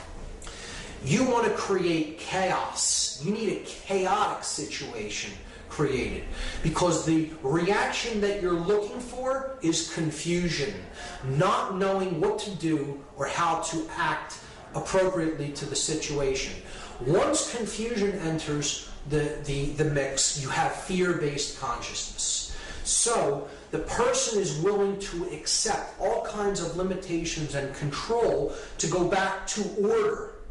And therefore, that's your opportunity to bring in your predetermined solution and get them to go along with what you originally wanted. David Rockefeller described the Hegelian dialectic perfectly. He said, "We are on the verge of global transformation. All we need is the right major crisis, and the nations will accept the new world order." And it's not the light one that he's talking about. This was the major crisis that they introduced. The events of 9/11, 2001, was an example of the modified Hegelian dialectic. It was an example of chaos sorcery. It was an occultic ritual of human sacrifice that involved three major examples of occultic symbology and ideology in the work to create the synthesis that they were looking for. And those three occult schools or occult ideologies that were employed on that day, the symbolism of which was employed on that day, was Kabbalah, Tarot, and Freemasonry. Now, before we get into any confusion at all, I want to state emphatically that I do not believe that any of these systems are evil in and of themselves. It is how occult sciences are used, occult knowledge is used by the practitioner to what end that determines whether they're wielded for good or evil. So it is not these practices or these systems that are of knowledge that are evil in any way. They are simply knowledge, and it is how they are used. Let's get that straight right off the bat. So, these three systems of occult knowledge all encode within them the understanding of human psychological makeup and human consciousness. And the ritual of 9/11 is ultimately about the destruction of that knowledge and keeping the truth down, keeping our awareness down, destroying our awareness, destroying consciousness. So we're going to look at some examples of this occultic iconography and symbolism that was used on that day. The most glaring example of which is in tarot. This is the tarot image known as the Tower. It's a card that represents the end of an old way of things and the birth of a new way of things. It's the destruction of something that is old and worn down and the building of something new in its place. One thing is being cleared to make way for something to be put up in its place. Okay? So that's the tower. It is depicted as being struck by a bolt of lightning, on fire, with people toppling out of the windows. And that is exactly what we saw on the day of 9/11, 2001. We saw towers that were struck by forces. They were on fire, and people were leaping from the windows. So clearly the occultic symbology of this particular tarot card was employed on that day. Whether this be totally by design or it be synchronicity, I'll leave that up to the audience to decide. But one of the main things we have to understand how this ritual went into effect is that 2 buildings did not collapse in New York City. 3 buildings came down on that day in New York City alone. Many people still do not know this or understand it, amazingly, because the mainstream media only showed the collapse of this building here to the right only one time and never really showed it again, unless you go on the internet and search for the video of the collapse of World Trade Center number 7. Some people are still unaware that a 3rd building came down at 5:20 p.m. on that day. So we have to understand first that not only the Twin Towers collapsed into their own footprint, but so did Building 7, a 47-story steel, concrete and steel reinforced building, collapsed into its own footprint in approximately 6.5 seconds at 5:20 p.m. on 9/11/2001, when no plane had struck it. So I'm not here to argue the physics of 9/11. I'm not here to even talk about any of the aspects of the how part of 9/11, the physics or the how it happened. I'm much more interested in using my time to discuss the why and the implications of the occultic symbology employed in what I consider a dark occult ritual, a ritual that embodied the modified Hegelian dialectic. And so the first thing to understand is 3 towers came down, 3 pillars, if you will, came down on 9/11, not 2. The first occult system that I'm going to look at in relation to 9/11 is Kabbalah. Kabbalah is an ancient Semitic form of occultism. Judaism takes some of its roots from Kabbalah, and this is the main symbolic structure, or this main symbolic icon of Kabbalism. It is known as the Sephirotic Tree of Life. This is known as the ladder to God, okay? The levels that go up in consciousness to God. And there are 10 of these spheres on the tree. If you count them, there are 10 total. This is 1, 2, 3, 4, 5, 6, 7, 8, 9, 10. They're known as, these spheres are known as Sephirot. So the 10 Sephirot comprise the Tree of Life. Now in the books that describe this symbol, the Sephirotic tree, they're the Zohar and the Sefer Yetzirah. They look at it as that there are only 10 Sephirot. There are not 9 and there are not 11. This is specifically worded into these books. To speak of there as being any more or less Sephirot is considered like a blasphemy in Kabbalah, because there are only 10. So this is where part of the name, the name of the ritual comes from. Not 9, not 11, but yet we have the ritual happens on 9/11. And we'll talk about the occult significances of the numerology as well when we explore that. But in Kabbalah, 9 and 11 are considered blasphemies against the 10 Sephirot, if you speak of there as being any less than 10 or any more than 10. And we also see that the symbolic numbers, the numbers of these buildings are symbolic when we relate the ritual to Kabbalah, because the buildings that came down were the Tower 1, which is the male tower. Okay? It has a phallic symbol on top. This is Tower 1 in the numbering system of the World Trade Center. The feminine tower is tower number 2. And then this building is World Trade Center 7. So if we add them together, we get 1 plus 2 plus 7, and that equals 10. So we see there are 10 Sephirot. The building numbers total 10. So they're bringing down the 10 in the buildings, and they're bringing down symbolically the 10 Sephirot. You see, in the Sephirot, there are 3 pillars, 3 columns. You have this left-hand path known as the path of severity.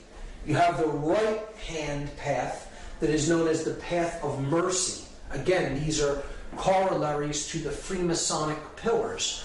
This will be the pillar of mercy, which is Joachim. This is the pillar of severity, or Boaz. And then you have the path of mildness, or the path of will. Will to ascend in consciousness. This sphere representing base consciousness, and this sphere representing cosmic consciousness.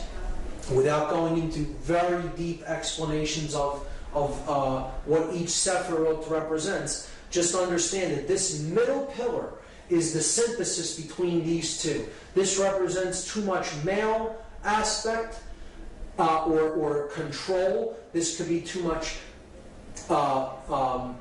capitulation to control. You can look at it that way, with this path being severity, this path being mercy. You could look at it as this path is not being a controller and also not being a slave. It is not being a dominator nor capitulating to domination.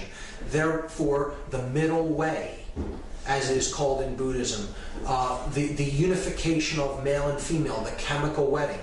It is the ascension from base consciousness through connection with conscience, the heart chakra, and attaining cosmic consciousness or higher level awareness, represented as the crown Sephirot. See, if you collapse these in, right? If you were to take these 3 levels and collapse them in right into the middle pillar to bring these dual aspect Sephirot into one, you would see that this really represents the chakra system. The 7 chakras. You would have the base chakra, the sacrum chakra. These 2 comprise the solar plexus chakra, the heart chakra. These 2 comprise the throat chakra. These 2 comprise the third eye chakra, and that comprises the crown chakra. So there's the 7 chakras. All right? And we see that would be on the middle pillar, and it would contain 7 chakras. And again, the middle pillar here is building 7. All correlates perfectly. Here are the chakras, representing the 7 planets. Up the middle pillar, the spinal column, the raising of the Kundalini energy up the spine and to the top of the head. From down here, the farthest out from the sun until we get up to the solar mind. And the earth being the heart chakra of the system. The earth and moon right in the middle. It would be the 4th of the 7 chakras. And that's what's ultimately being brought down. The consciousness is being destroyed and leveled by the leveling of these towers. Okay, so that's Kabbalah. That's the Kabbalistic aspect of the destruction of the World Trade Center buildings, the 3 pillars of the World Trade Center. The second occultic tradition, Tarot, we see again the columns of Jachin and Boaz. Now, see, they're reversed in this example. They're the same way that they are in the Kabbalistic Sephirotic tree of life. But this is the male pillar, the light pillar, the pillar of mercy. This is the male pillar, because you're looking at the entrance of the temple. See, in the Freemasonic tracing board that we discussed, the light pillar is on this side because you're on the outside of the temple walking in. In this example, you're inside the temple looking toward the outside, and the goddess is seated in the temple, and she's veiled from the outside. So if you were to picture yourself walking in from behind her, right, and she's veiled, the Jachin pillar would be to your left. And that is the male pillar, and here we see the male pillar with the phallic symbol. The feminine pillar, see, it's on her right side. This one's on her left side. So you have the feminine pillar, which would represent Boaz. The masculine pillar here would represent Jachin. The middle pillar represents the goddess. Again, it's a sacrifice of the goddess. Once again, we see it happening. Here we see she's the moon goddess. She has the cross on her chest, the cross of the sun, that she carries within, that she gives birth to. Here we see that the Sephirotic tree is behind her, because Tarot, Kabbalah, and Freemasonry are aspects of occultism that must be studied in conjunction with each other to fully understand them. The goddess holds the book of truth, the Torah, the law, the truth, and it is veiled by her cloak because no one knows how the story ends. The future is still to be written. So, in ancient goddess worship traditions, this goddess was known as Tara, T-A-R-A. And this is why, as a result of this ritual, we have a war on terror. But see, it's said, when it's said quickly, it morphs, and the word phonetically becomes terror. The war on terror. The war on the goddess, the war on the sacred feminine, the war on our emotional feminine aspect, to shut down conscience and to simply follow orders, to do whatever we are commanded to do, to simply follow orders without conscience being involved. The sacrifice of the goddess, care, conscience, the sacred feminine principle of the individual. So, again, this middle pillar is the most important. It is the synthesis between the masculine and feminine energies, the other two pillars. So, the third pillar is the principle of truth, because another name for this goddess in Egyptian tradition was Ta'urt. And Ta'urt's name kind of phonetically morphed until it became Taruth. And this is where we get the word truth out of. Phonetically, the word truth comes from a derivation of this goddess's name. So she is the goddess of truth. Now this is why there is a 9/11 truth movement, because they took too big of a chance in completing the ritual when no plane had hit it. See, a plane was more likely than not scheduled to hit that building, or something was scheduled to hit that building, whether you believe it's planes or whatever you believe actually struck, or the force that was used to bring down those buildings, to me is irrelevant. The buildings did disintegrate. They were brought down, okay? And whether you believe it's controlled demolition or even a more exotic technology is irrelevant as far as I'm concerned. The buildings were brought down, and that's the main thing. And the middle pillar, which represents the goddess, it represents truth, it represents the path to higher consciousness, the unification of the masculine and feminine principles of consciousness within the individual, are being destroyed. ritualistically, symbolically. We're destroying the sacred feminine. We're destroying care. We're destroying conscience. We're destroying consciousness. We're destroying truth. Okay, that's what the ritual is about. And that is why Building 7 had to be brought down. Something went awry in the plan. Whatever was supposed to happen physically to that building didn't happen when it was really scheduled to happen, because clearly these buildings were wired with explosives well in advance of the actual ritual taking place, because that, explosions did happen from within the building and no one could have wired them on that day. So something happened and they could not take it down as they wanted to, but they would not leave the pillar up. Because if they left it there, it would symbolically represent that the will still stands. The will to ascend in consciousness. It would symbolically represent that the truth still stands. That the goddess still stands. And they could not do that. They had to complete the symbolic interpretation of this mass ritual by bringing the middle pillar down, even if nothing had appeared to strike it, and that's why they brought it down at the end of the day. So that is the tarot aspect of it, and how the goddess ties into it. It is a symbolic sacrifice of the sacred feminine, of the goddess, once again. And now a clear example here of the three pillars that we've already seen in the Freemasonic tracing board. Again, the masculine or solar pillar of Joachim, the feminine or lunar pillar of Boaz, and then the pillar of Jacob, Jacob's ladder, the middle pillar, the one that gets you through the stargate. Okay,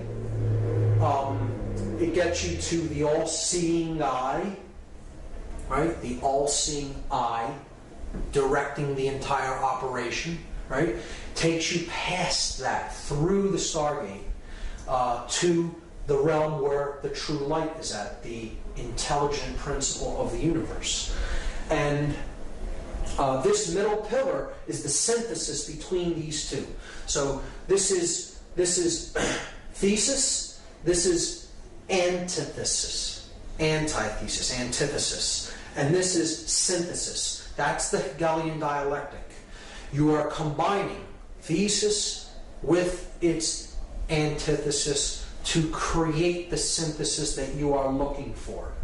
And that is the ladder to higher consciousness, to higher ground, so to speak, from which you can see the entire game board. You can see the whole floor of the house, as they call it in Freemasonry. You're seeing it from a higher level perspective, and from that, a controller can play two sides off against each other. See, the one who achieves this level, the highest ground, the third pillar, the middle pillar, really sees things that one in base consciousness from the lower perspective, the dual perspective, cannot see things from. So they can be easily played off like a puppet master playing off two puppets on strings against each other. So that's how the Hegelian dialectic works, and that's exactly how they used this event. They're playing off two sides against each other, the Christian nations against the Muslim nations, when in fact, those who want the synthesis created the whole thing. They orchestrated the entire thing.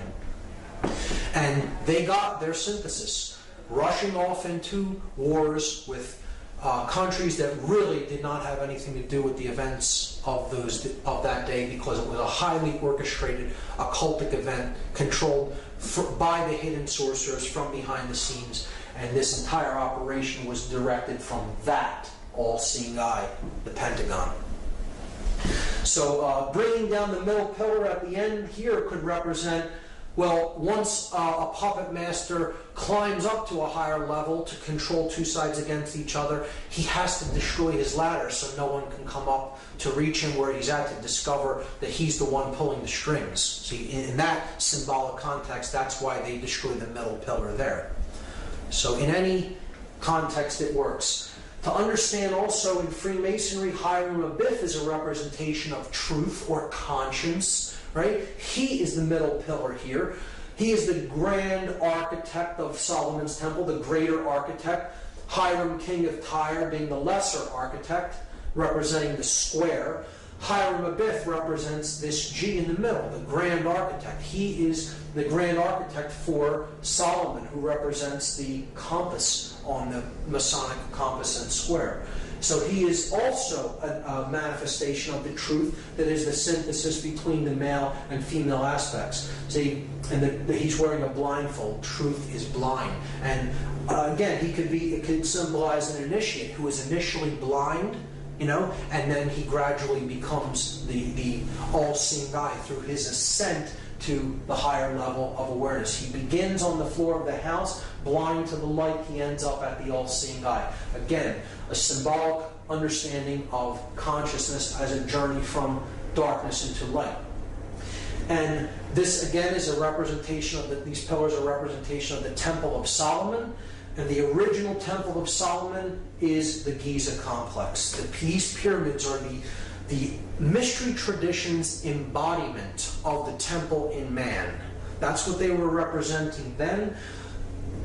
And the buildings in New York City are a rebuilding of this symbolic temple in New York City. Just like they were built in Giza, like the Temple of Solomon was built in Jerusalem, and then it was razed to the ground, and another version was built.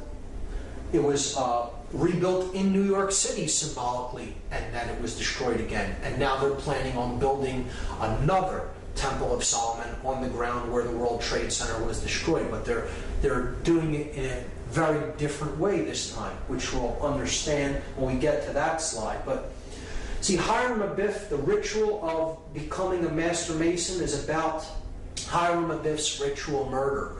And he says that he refuses to give the secrets of Freemasonry. He refuses to give the secret word of the Master Mason. He says, I will not give it to these ruffians who are accosting me. They want to know the word without doing the work. So he is ultimately slain by these ruffians for not giving the word, but he only tells them that you'll know the word of the Master Mason when the temple is rebuilt. This is a symbol that the temple in man, the brain, is ultimately in a state of total disrepair. It's been destroyed through manipulation and control and taking people's consciousness down to lower and lower levels and just completely being conditioned and accepting falsities as truths and refusing to accept truths as what is. So Hiram Abiff, as a representative and a servant of truth, refuses to capitulate to domination or become a dominator, and he is slain ritualistically for it. This is a representation of the aspect of consciousness that is base consciousness being slain and it being reborn through a connection to conscience as the widow's son. See, the widow's son is who Hiram Abiff is. And this is the son, again, of the limbic brain, the mother aspect, the feminine aspect, who does not have a male counterpart because the reptile complex, the base brain, has been put into check by our intuitive side and our conscience. So then the male child of proper moral action, the unified neocortex, is born of the widow, the mother without the father or the virgin birth. It's the Christ story retold in a different way. The widow's son is born. The unified neocortex bears the person of proper moral action because they're being born of the intuitive feminine part of the brain, and the male dominator reptilian part of the brain has fallen away. He's fallen dead. Okay, so that's what the story of Hiram Abiff is about. And he's saying to the ruffians, those in base consciousness who threatened to kill him for not giving the secrets of Freemasonry, you'll know the word when the temple here is rebuilt, and the lost word of Freemasonry is equilibrium. That is the lost word, because equilibrium is what we're striving for between the hemispheres of our brain and the masculine and feminine polarities that are indwelling within us. So they have to come to a state of equilibrium, and then the temple will be rebuilt. The brain will operate in global coherence across both brain hemispheres, and the third eye will be opened, and cosmic consciousness will be awakened. That is what this story is about. That is what the ritual murder of Hiram Abiff is about. And we'll keep that in mind when we understand that there is a new temple being built on the ruins of the old temple in New York City. Again, the complex of the World Trade Center is a symbolic representation of the original Temple of Solomon, the pyramid complex at Giza. Rebuilt in Washington, D.C., here we see the 3 pillars at Giza, 2 extremely large towers or pillars, and 1 small one. And we see it rebuilt here, the 2 large towers, and then the one that is less than half of the size of the other 2. This sphere here is a representation of the Sphinx, okay, at the base of these columns. So these columns are also a symbol of the Babylonian gold-headed man depicted in the dream of Nebuchadnezzar in the book of Daniel, a prophetic book in the Bible. The gold-headed man represents centralized authority, pharaonic rule, or total hegemony, the unquestioned global ruler, the one world order, the church and state unified in the head of gold. And as dynasties went on, power diminishes. It goes through the Silver Age, then it goes into the Bronze Age, and eventually you have the separation of church and state. And you have the iron legs of the separation of church and state, and then you eventually get to the clay feet if you study this symbology in Daniel. And it's understanding how power is amassed, and eventually through time it is diminished until they're trying to get back from this level to this level. And that is what the Dark New World Order would be. The destruction of the 2 pillars and the combining of them into one centralized authority, one world state and religion. That's what the New World Order ultimately is about, the Dark New World Order. So they're destroying these 2 iron legs. They're destroying the iron legs of the Babylonian gold-headed man to try to get back to one centralized authority of church and state. These pillars could be seen symbolically as church and state being destroyed. So where do we see the concepts of church and state? We see them in tarot on the death card of the major arcana. So we see the rider, death, on the white horse, coming with the flag, the black flag that has the inverted pentagram on it, the destruction of spirit. He is running down a king, and he's getting ready to run down a pope or a priest. So this is the ruler of state, this is the ruler of church or religion, and he's running them both down, destroying church and state. And you see in the background the 2 pillars with the setting sun in the background, the light going out from the world between the 2 columns. Highly symbolic. This is a representation of the new temple that they're building. In place of where the 2 pillars stood, they're planning on erecting one from where the 2 stood. The thesis and antithesis destroyed, the synthesis is created. The phallic symbol, the one male phallic symbol, erected in place where the symbols of church and state symbolically once stood. You know, obviously they weren't buildings that really represent that, but they're symbolic analogs to these concepts. And putting the 1 pillar up in the place where the 2 stood is the rebuilding of the destroyed Temple of Solomon in New York. The sun and the moon, and now only the sun or phallic symbol. The male tower remains.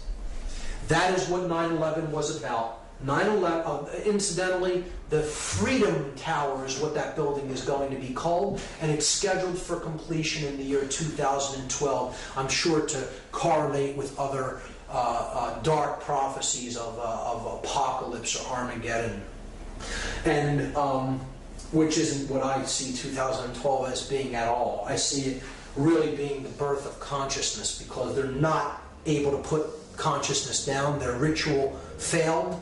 There is hope in the fact that the Building 7 stood, and they had to bring it down and essentially screwed up the entire thing by really making people come online and understand that this was an inside job and this was an occult ritual by bringing down that middle pillar when nothing had hit it. So that was the ultimate mistake in this whole ritual enactment, and as far as I'm concerned, they did not fulfill the agenda that they were trying to fulfill by this ritual being enacted. Instead, they initiated a great awakening within the human population. As the researcher Michael Tessarian is fond of saying, did 9/11 shake us up, or did it? So now, just as we did with the reverse of the Great Seal on the back of the $1 bill, I'm going to examine the gematria, the occultic numerology involved in the 9/11 event. These are the numbers of the 3 flights that struck these 3 buildings. The North Tower was struck by Flight 11, the South Tower was struck by Flight 175, and the Pentagon was allegedly struck by Flight 77. Now, there is another flight that was involved on that day that crashed in Shanksville, Pennsylvania by an unknown act of will, shall we say. And this was Flight 93, and it is my contention that Flight 93 was indeed headed for World Trade Center number 7, Building 7 of the Trade Center, not to Washington, D.C., as is claimed. And this, to me, makes much more sense than it heading toward Washington, D.C., because I believe it was there to strike a building that had already been wired to allegedly collapse, as the 2 twin towers were, and that was Building 7. And the flight not making it to that building meant that they had to make a decision about whether to pull that building or to allow it to stand, and we know what they chose. So I'm going to place 93 over Building 7, and at first this would seem like a very arbitrary arrangement of numbers, and that these numbers don't have any commonalities to them, until we begin to perform gematria upon them. And then we see a very clear pattern emerge. So I'm going to leave 11 as is for now, and I'm going to reduce or add these 2 numbers together and get a total. So 9 plus 3 is 12. 1 plus 7 plus 5 is 13, and 7 plus 7 is 14. So now, the 4 of the floor planes, we have a clear pattern. We have the pattern 11, 12, 13, and 14. And we can further reduce those down to 1 digit. We add 1 plus 1 and we get 2. 1 plus 2 is 3. 1 plus 3 is 4. 1 plus 4 is 5. So we have the pattern 2, 3, 4, 5. When we add those together, 2 plus 3 plus 4 plus 5, we get the total 14. And again, there's that symbolic number again that totals 5, that is about the 5 elements: earth, air, water, fire, and spirit. But it is the separation of them, the 1 and the 4, the spirit and then the 4 elements. This is the 14th level of that pyramid, where the light is at, the 13 levels of stone, and then the light at the top, the 14th level. So look at the 9/11 date, 9/11/2001. You add up all of these numbers, 9 plus 1 plus 1 plus 2 plus 1 in 2001, and you get 14 again. So not only is it the date, it's the powers that did the act. Okay? The 4 planes totaled to 14, their digits all totaled make 14. So the powers that perform this act are the 14, and this correlates with the 14th level of this pyramid, or the illuminated ones, the sorcerers behind the scenes that are manipulating the events of the world. So we have this arrangement on the building: 77 at the Pentagon, 11 at the North Tower, 175 at the South Tower, 93 at Building 7. If we add the two planes that struck these towers together, we get the number 186. 175 plus 11 is 186. Now, these are the planes that struck the twin towers, the North and South Tower. What if we equally distribute that number between the two buildings by dividing it into two? 186 divided by 2 is 93. So there is 93, 93, 93 on every building, and we've already seen what 93 represents. It represents the will to ascend out of illusion, out of base consciousness, and into cosmic awareness, or higher levels of consciousness. 93 is the number of willpower and of love. It is essentially the same force, the force that expands consciousness, love, or will to ascend, to put what we think and feel into action, to use our willpower.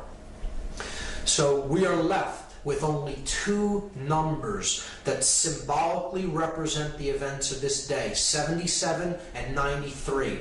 And these are two extremely significant occult numbers in numerology, because they represent two completely different concepts. And we have to look at these two numbers as they relate to a third number, the number 777, which we've already seen is the number of God, or completion, or perfection. We saw that earlier. The 7 chakras, the 7 planets that can be seen with the naked eye, tripled for the 3 aspects of consciousness, unified as one to total 3. Again, it's the number of God, the number of completion, or the number of perfection. 93 in relation to this number 777. Just like 777 totals 21, which totals 3, 93 totals 12, which reduces to 3.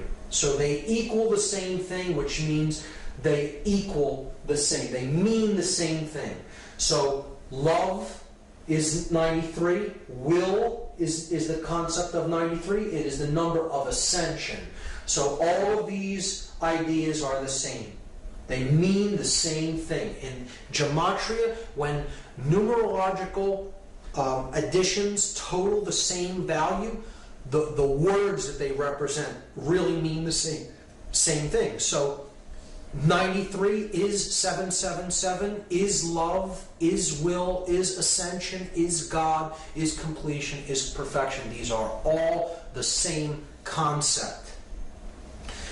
The number 77 is very significant. It is the 14. It is the dark aspect of that light in the triangle, the ego, the all-seeing eye that is identified with building that pyramid upward, the physical form, the physical world, ruling, control, sorcery. It is the force of chaos. The number 77 represents chaos in all forms of occultism. It represents the sorcerer. It is the sorcerer's number. And it is the number of the beast in disguise. Why is that? Because if you fail, even if you succeed in one of the other two aspects of consciousness, in thought and emotion but not action, or in thought and action but no emotion, in the example of a sorcerer, has no emotion, or even in emotion and action but with no thought, that is base consciousness. That is the beast. You have not arrived at the 777. You have only arrived at the 77, which is 2/3 of completion, or it is 14 out of 21, 2/3, right? And this reduces in decimal to 0.666, repeating. So it is the number of the beast in disguise. The sorcerer is the beast. And this is encoded on the 3rd degree tracing board of Freemasonry. Here you see the tools that slayed Hiram Abiff. He is finally struck with the mallet, representing ignorance, the light going out, the third eye being struck, put into the coffin, okay? The coffin is the spirit, where Hiram Abiff, the H, hey in Hebrew, representing 555, Hiram Abiff's number. He is in his coffin because he is the spirit, he is the truth, he is the light, and he is the skull and bones is placed on top of the coffin, symbolic of the sorcerer. The sorcerer who conquers his spirit, so that the skull, cleverness, thought and cleverness, left brain cleverness, plus the will to act, reigns over the spirit. The sorcerer has cleverness, he has the will to put his cleverness into action, but he has no conscience. The conscience is entombed in that coffin. And an individual such as this is headed west. They are headed toward the realm of darkness and death, to the west, not toward the realm of light, to the east. And here symbolically is the sprig of acacia, and that represents the hope of resurrection in Freemasonry. So this is the hope that one who has destroyed their own spirit through their usage of their intellect and their will to act in an egoic fashion may indeed still be able to resurrect the spirit and come to a place of moral uprightness and conscience. So that is what this tracing board represents, and it is the 3rd degree tracing board. It is saying you may now be initiated into some of the mystery, into some of the knowledge, but you must use that with spirit intact and not use it as a sorcerer. Otherwise you are headed west and you are not headed toward the true realm of light, which lies to the east. And I think that's a great allegorical explanation for morality. And we see, therefore, that the two numbers that this ritual reduces down to is 77 and 93, and the positions that they are in is all telling. The purpose of the ritual is so that the sorcerers that are consider themselves the all-seeing eye of consciousness, okay, are destroying others' ability to find truth, to give birth to conscience, and to rise in consciousness. And they're destroying that ladder to the higher realms of consciousness. Or if we replace 77 and 93 with their symbolic analog, 77 the number of the beast in disguise, 93 another variant for 777 the number of God. Look at what this ritual is really about symbolically. It is about the beast reigning above God, the beast becoming God and destroying God. That's what it's ultimately about. That's how dark this ritual really is. It is about the ego and illusion conquering the spirit and conquering higher consciousness. We can see that it is encoded in the date itself. 9/11 reduces to 9/2. We're just adding the two ones together. And there we have symbolically the entire ritual encapsulated in the name. 9/11 is 92. See, it is not 93. It's one short of love, of ascension, of will, of God. It is falling short of the divine. That's what this whole event was about. That the idea that human will is falling short, and now the time of the beast is upon us. See, 92 out of 93, falling short of love, will, ascension, God, is reduces to 11 out of 12, which reduces to 2 out of 3, which again is the number of base consciousness. It is the number of the beast when it is reduced to its decimal format. And that's what the whole ritual of 9/11 was ultimately all about. It is about the destruction of the ladder to God, bringing down the Kabbalistic tree of life, the 10 Sephirot, 1, 2, and 7, bringing them down to destroy the ladder with which we can use to ascend in consciousness. It is about the destruction of the truth and the goddess, a human sacrifice ritual. Those people were ritualistically sacrificed in this evil doing. And it is about the destruction of the sacred feminine, of care, of truth. Another ritual to immolate the goddess of care. The goddess that represents the earth, Terra. Again, you hear politicians say, if you are not with us, you are with the terrorists. Tara, the goddess, the Mother Earth. Terra is the name for earth. If you're not with us, you're with those who side with the earth and the Mother Goddess, right? And it was also used to create the Hegelian dialectic, the bringing down of thesis and antithesis to create synthesis, the sorcerer's middle pillar. That's what the event of 9/11/2001 was all about. An occult ritual to bring about the dark, modified version of the Hegelian dialectic. Chaos, confusion, opportunity. General Douglas MacArthur talked about the Hegelian dialectic. He said, our government has kept us in a perpetual state of fear, kept us in a continuous stampede of patriotic fervor with the cry of grave national emergency. Always there has been some terrible evil at home or some monstrous foreign power that was going to gobble us up if we did not blindly rally behind it. Create the chaos. Get the confused, fearful reaction, and then that's your opportunity to offer the solution that you had in waiting. Hermann Goering perfectly understood this, one of the highest ranking officials of the Third Reich, the Nazi regime. He said, naturally the common people don't want war. Neither in Russia, nor in England, nor for that matter in Germany. That is understood.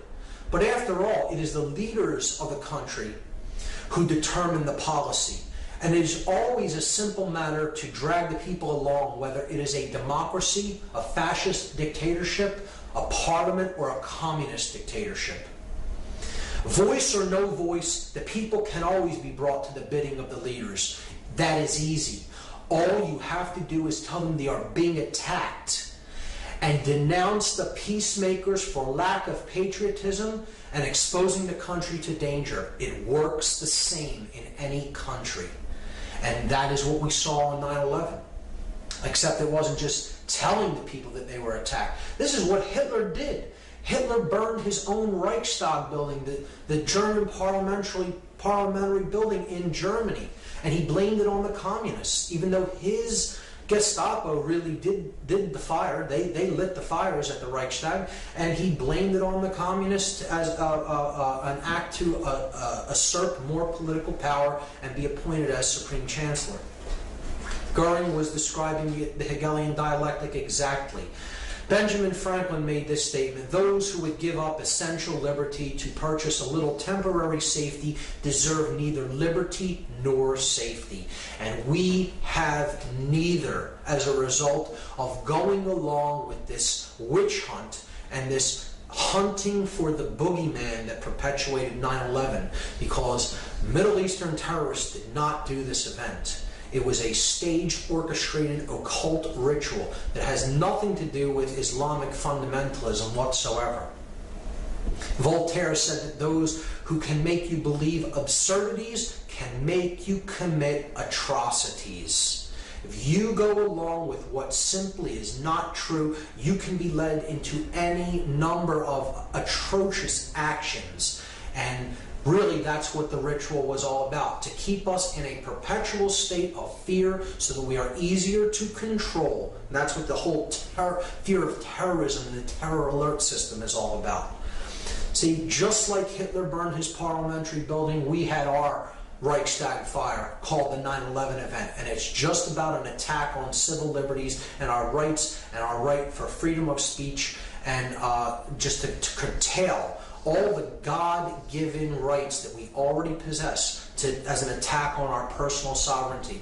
And people will be willing to give up more personal sovereign rights if their consciousness is shut down through fear. They bought into the fear, and now we're going off in other lands that really had nothing to do with this event, and we're waging war and killing millions of innocent people as a result of this total fraudulent staged event. And these are the atrocities that we're committing because we've believed in this absurdity.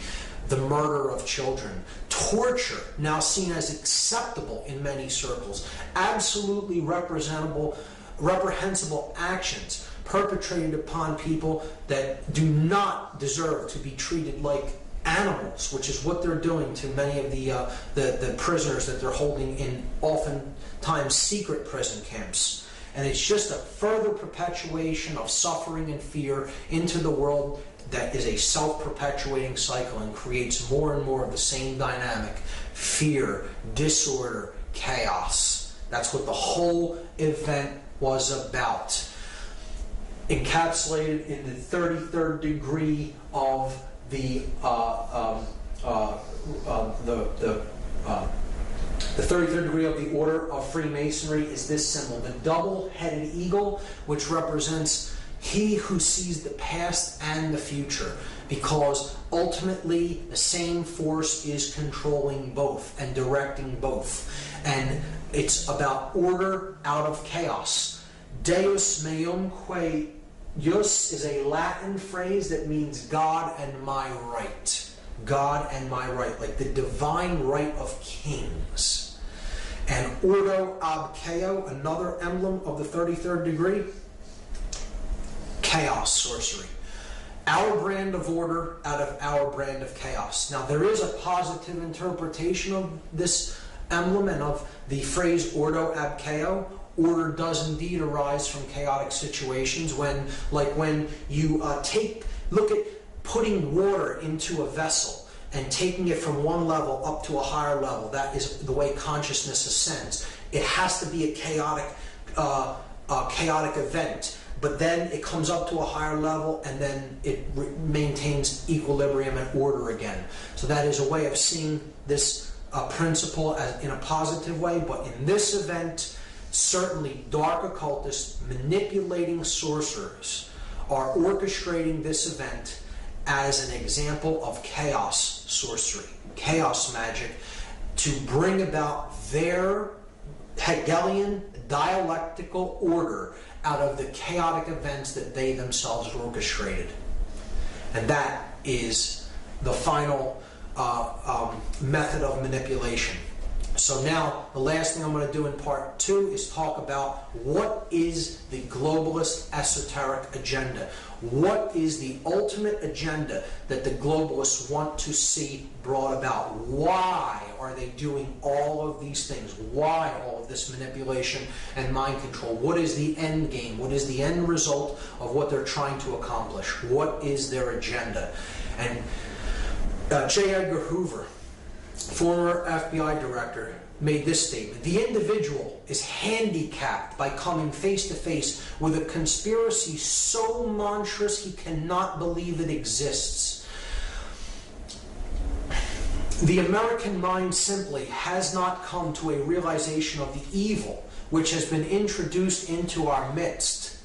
It rejects even the assumption that human creatures could espouse a philosophy which must ultimately destroy all that is good and decent. See, this is why we're in such denial, why we're in such cognitive dissonance about all of this. People will say, I don't care if I had absolute definitive proof that this is exactly what happened and how it happened. I won't believe it anyway. I will choose to believe in something that isn't true because my mind can't go there. It's too uncomfortable for me to accept. And this is the condition Hoover, right here, a former FBI director, is describing. He's describing cognitive dissonance, psychological denial that comes from the refusal to accept the fact that things are as bad as they are. David Rockefeller described this New World Order, what they're trying to put into effect. This agenda, he described it. He said, "We are grateful to the Washington Post, the New York Times, Time Magazine, and other great publications whose directors have attended our meetings and respected their promises of discretion for almost 40 years. It would have been impossible for us to develop our plan for the world if we had been subjected to the lights of publicity during those years." He is thanking the media for their silence and complicity in not exposing the agenda of these global manipulators and their plan for the world. He said, "The world is now more sophisticated and prepared to march toward a world government. The supranational sovereignty of an intellectual elite and world bankers is surely preferable to the national auto-determination practiced in past centuries." Imagine the hubris of somebody making this statement practically out in the open, saying that the world surely would be better to be completely governed by international bankers and an intellectual elite rather than national sovereignty and personal sovereignty codified by our documents of higher consciousness, like the Declaration of Independence, that explained what the sovereignty of man is really about and where it comes from.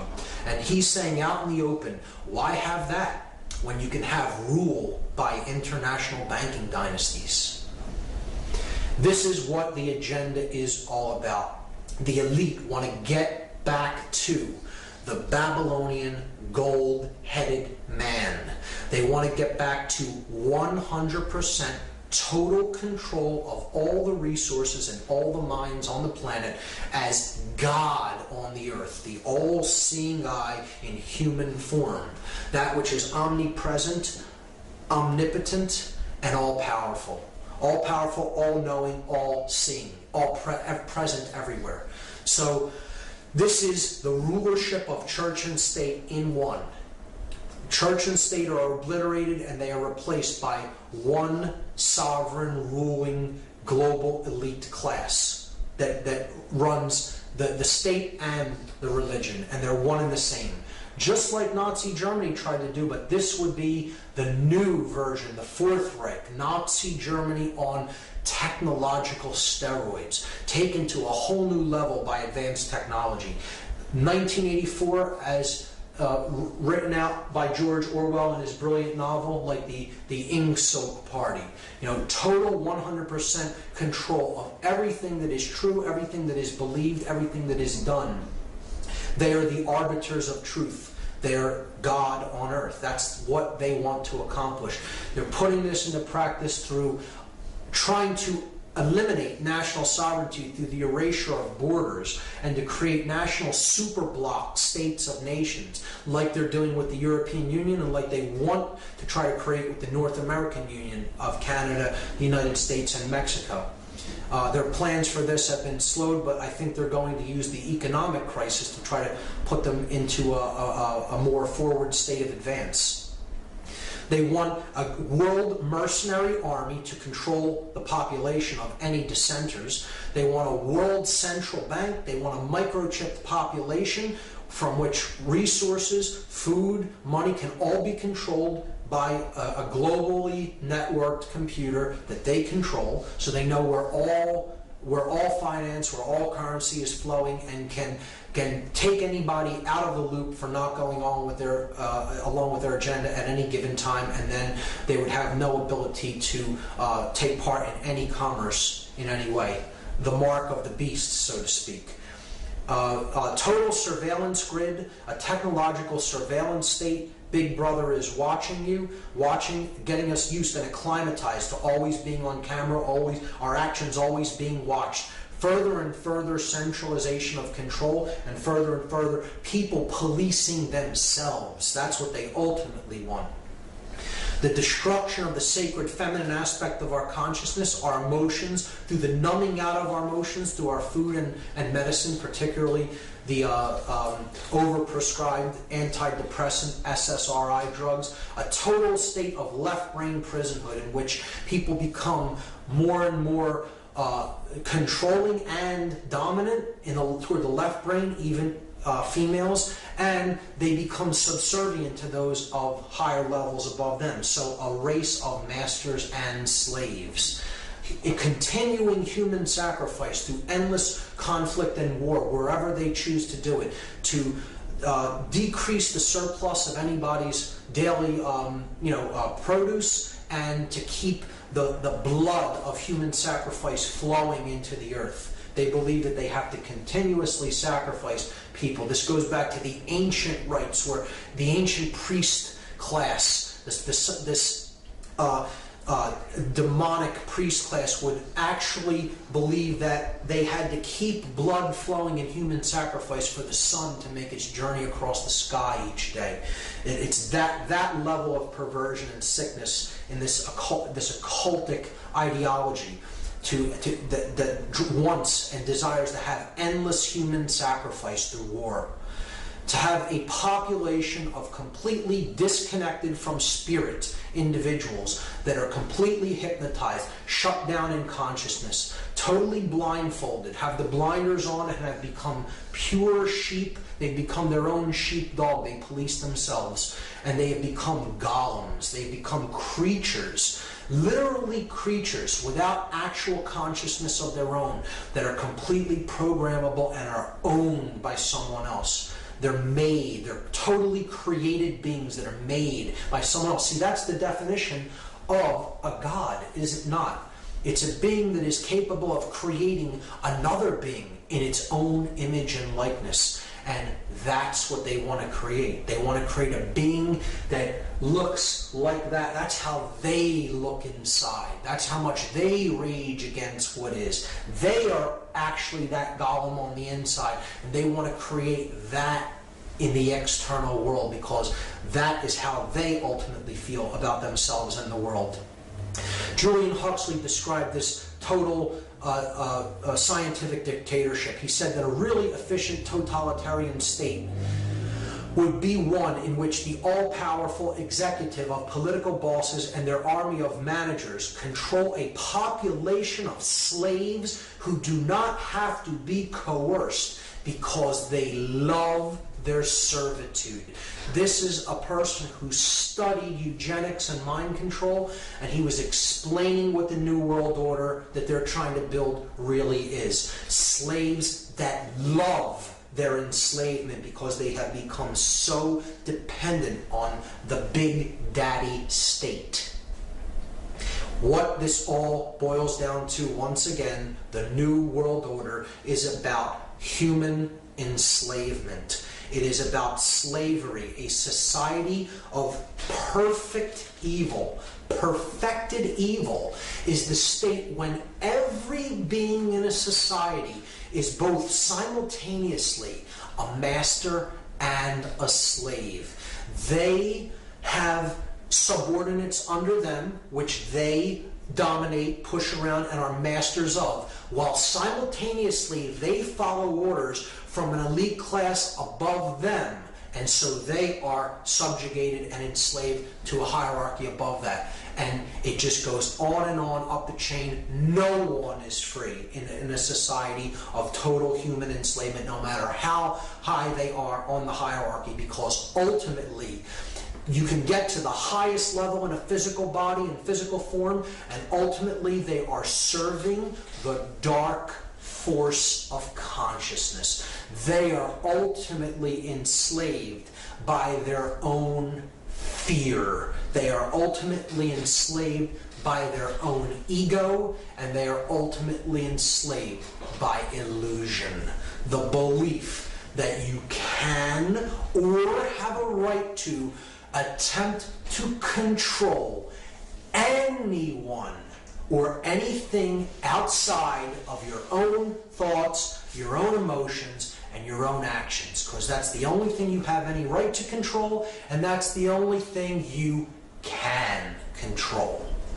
Everything else is an illusion, and if you attempt to control, you are ultimately enslaving yourself. There is no such thing as control in the three-dimensional reality. There is no such thing as authority here in this realm. Authority does not exist in this realm. There is only one authority, and no man is it. This system, this new world order, is destined to fail for that very reason. You cannot go against what is. You cannot expect to stand up to the force of creation and win. Plato made this statement: the price that good men pay for their indifference to public affairs is to be ruled by evil men. So we may get ourselves into a deep mess of things and eventually end up being ruled for a time by these tyrants, by these controllers, by these sorcerers. And if that occurs, that will only be for one reason. We did not develop the care enough to do anything about it. We did not care. Our indifference to what is going on, to the suffering that's taking place around us, is the only thing that can create our enslavement. And in fact, it is what is driving this process of enslavement. The fact that we do not care about the suffering of anyone but ourselves when we experience it is what's creating this dynamic.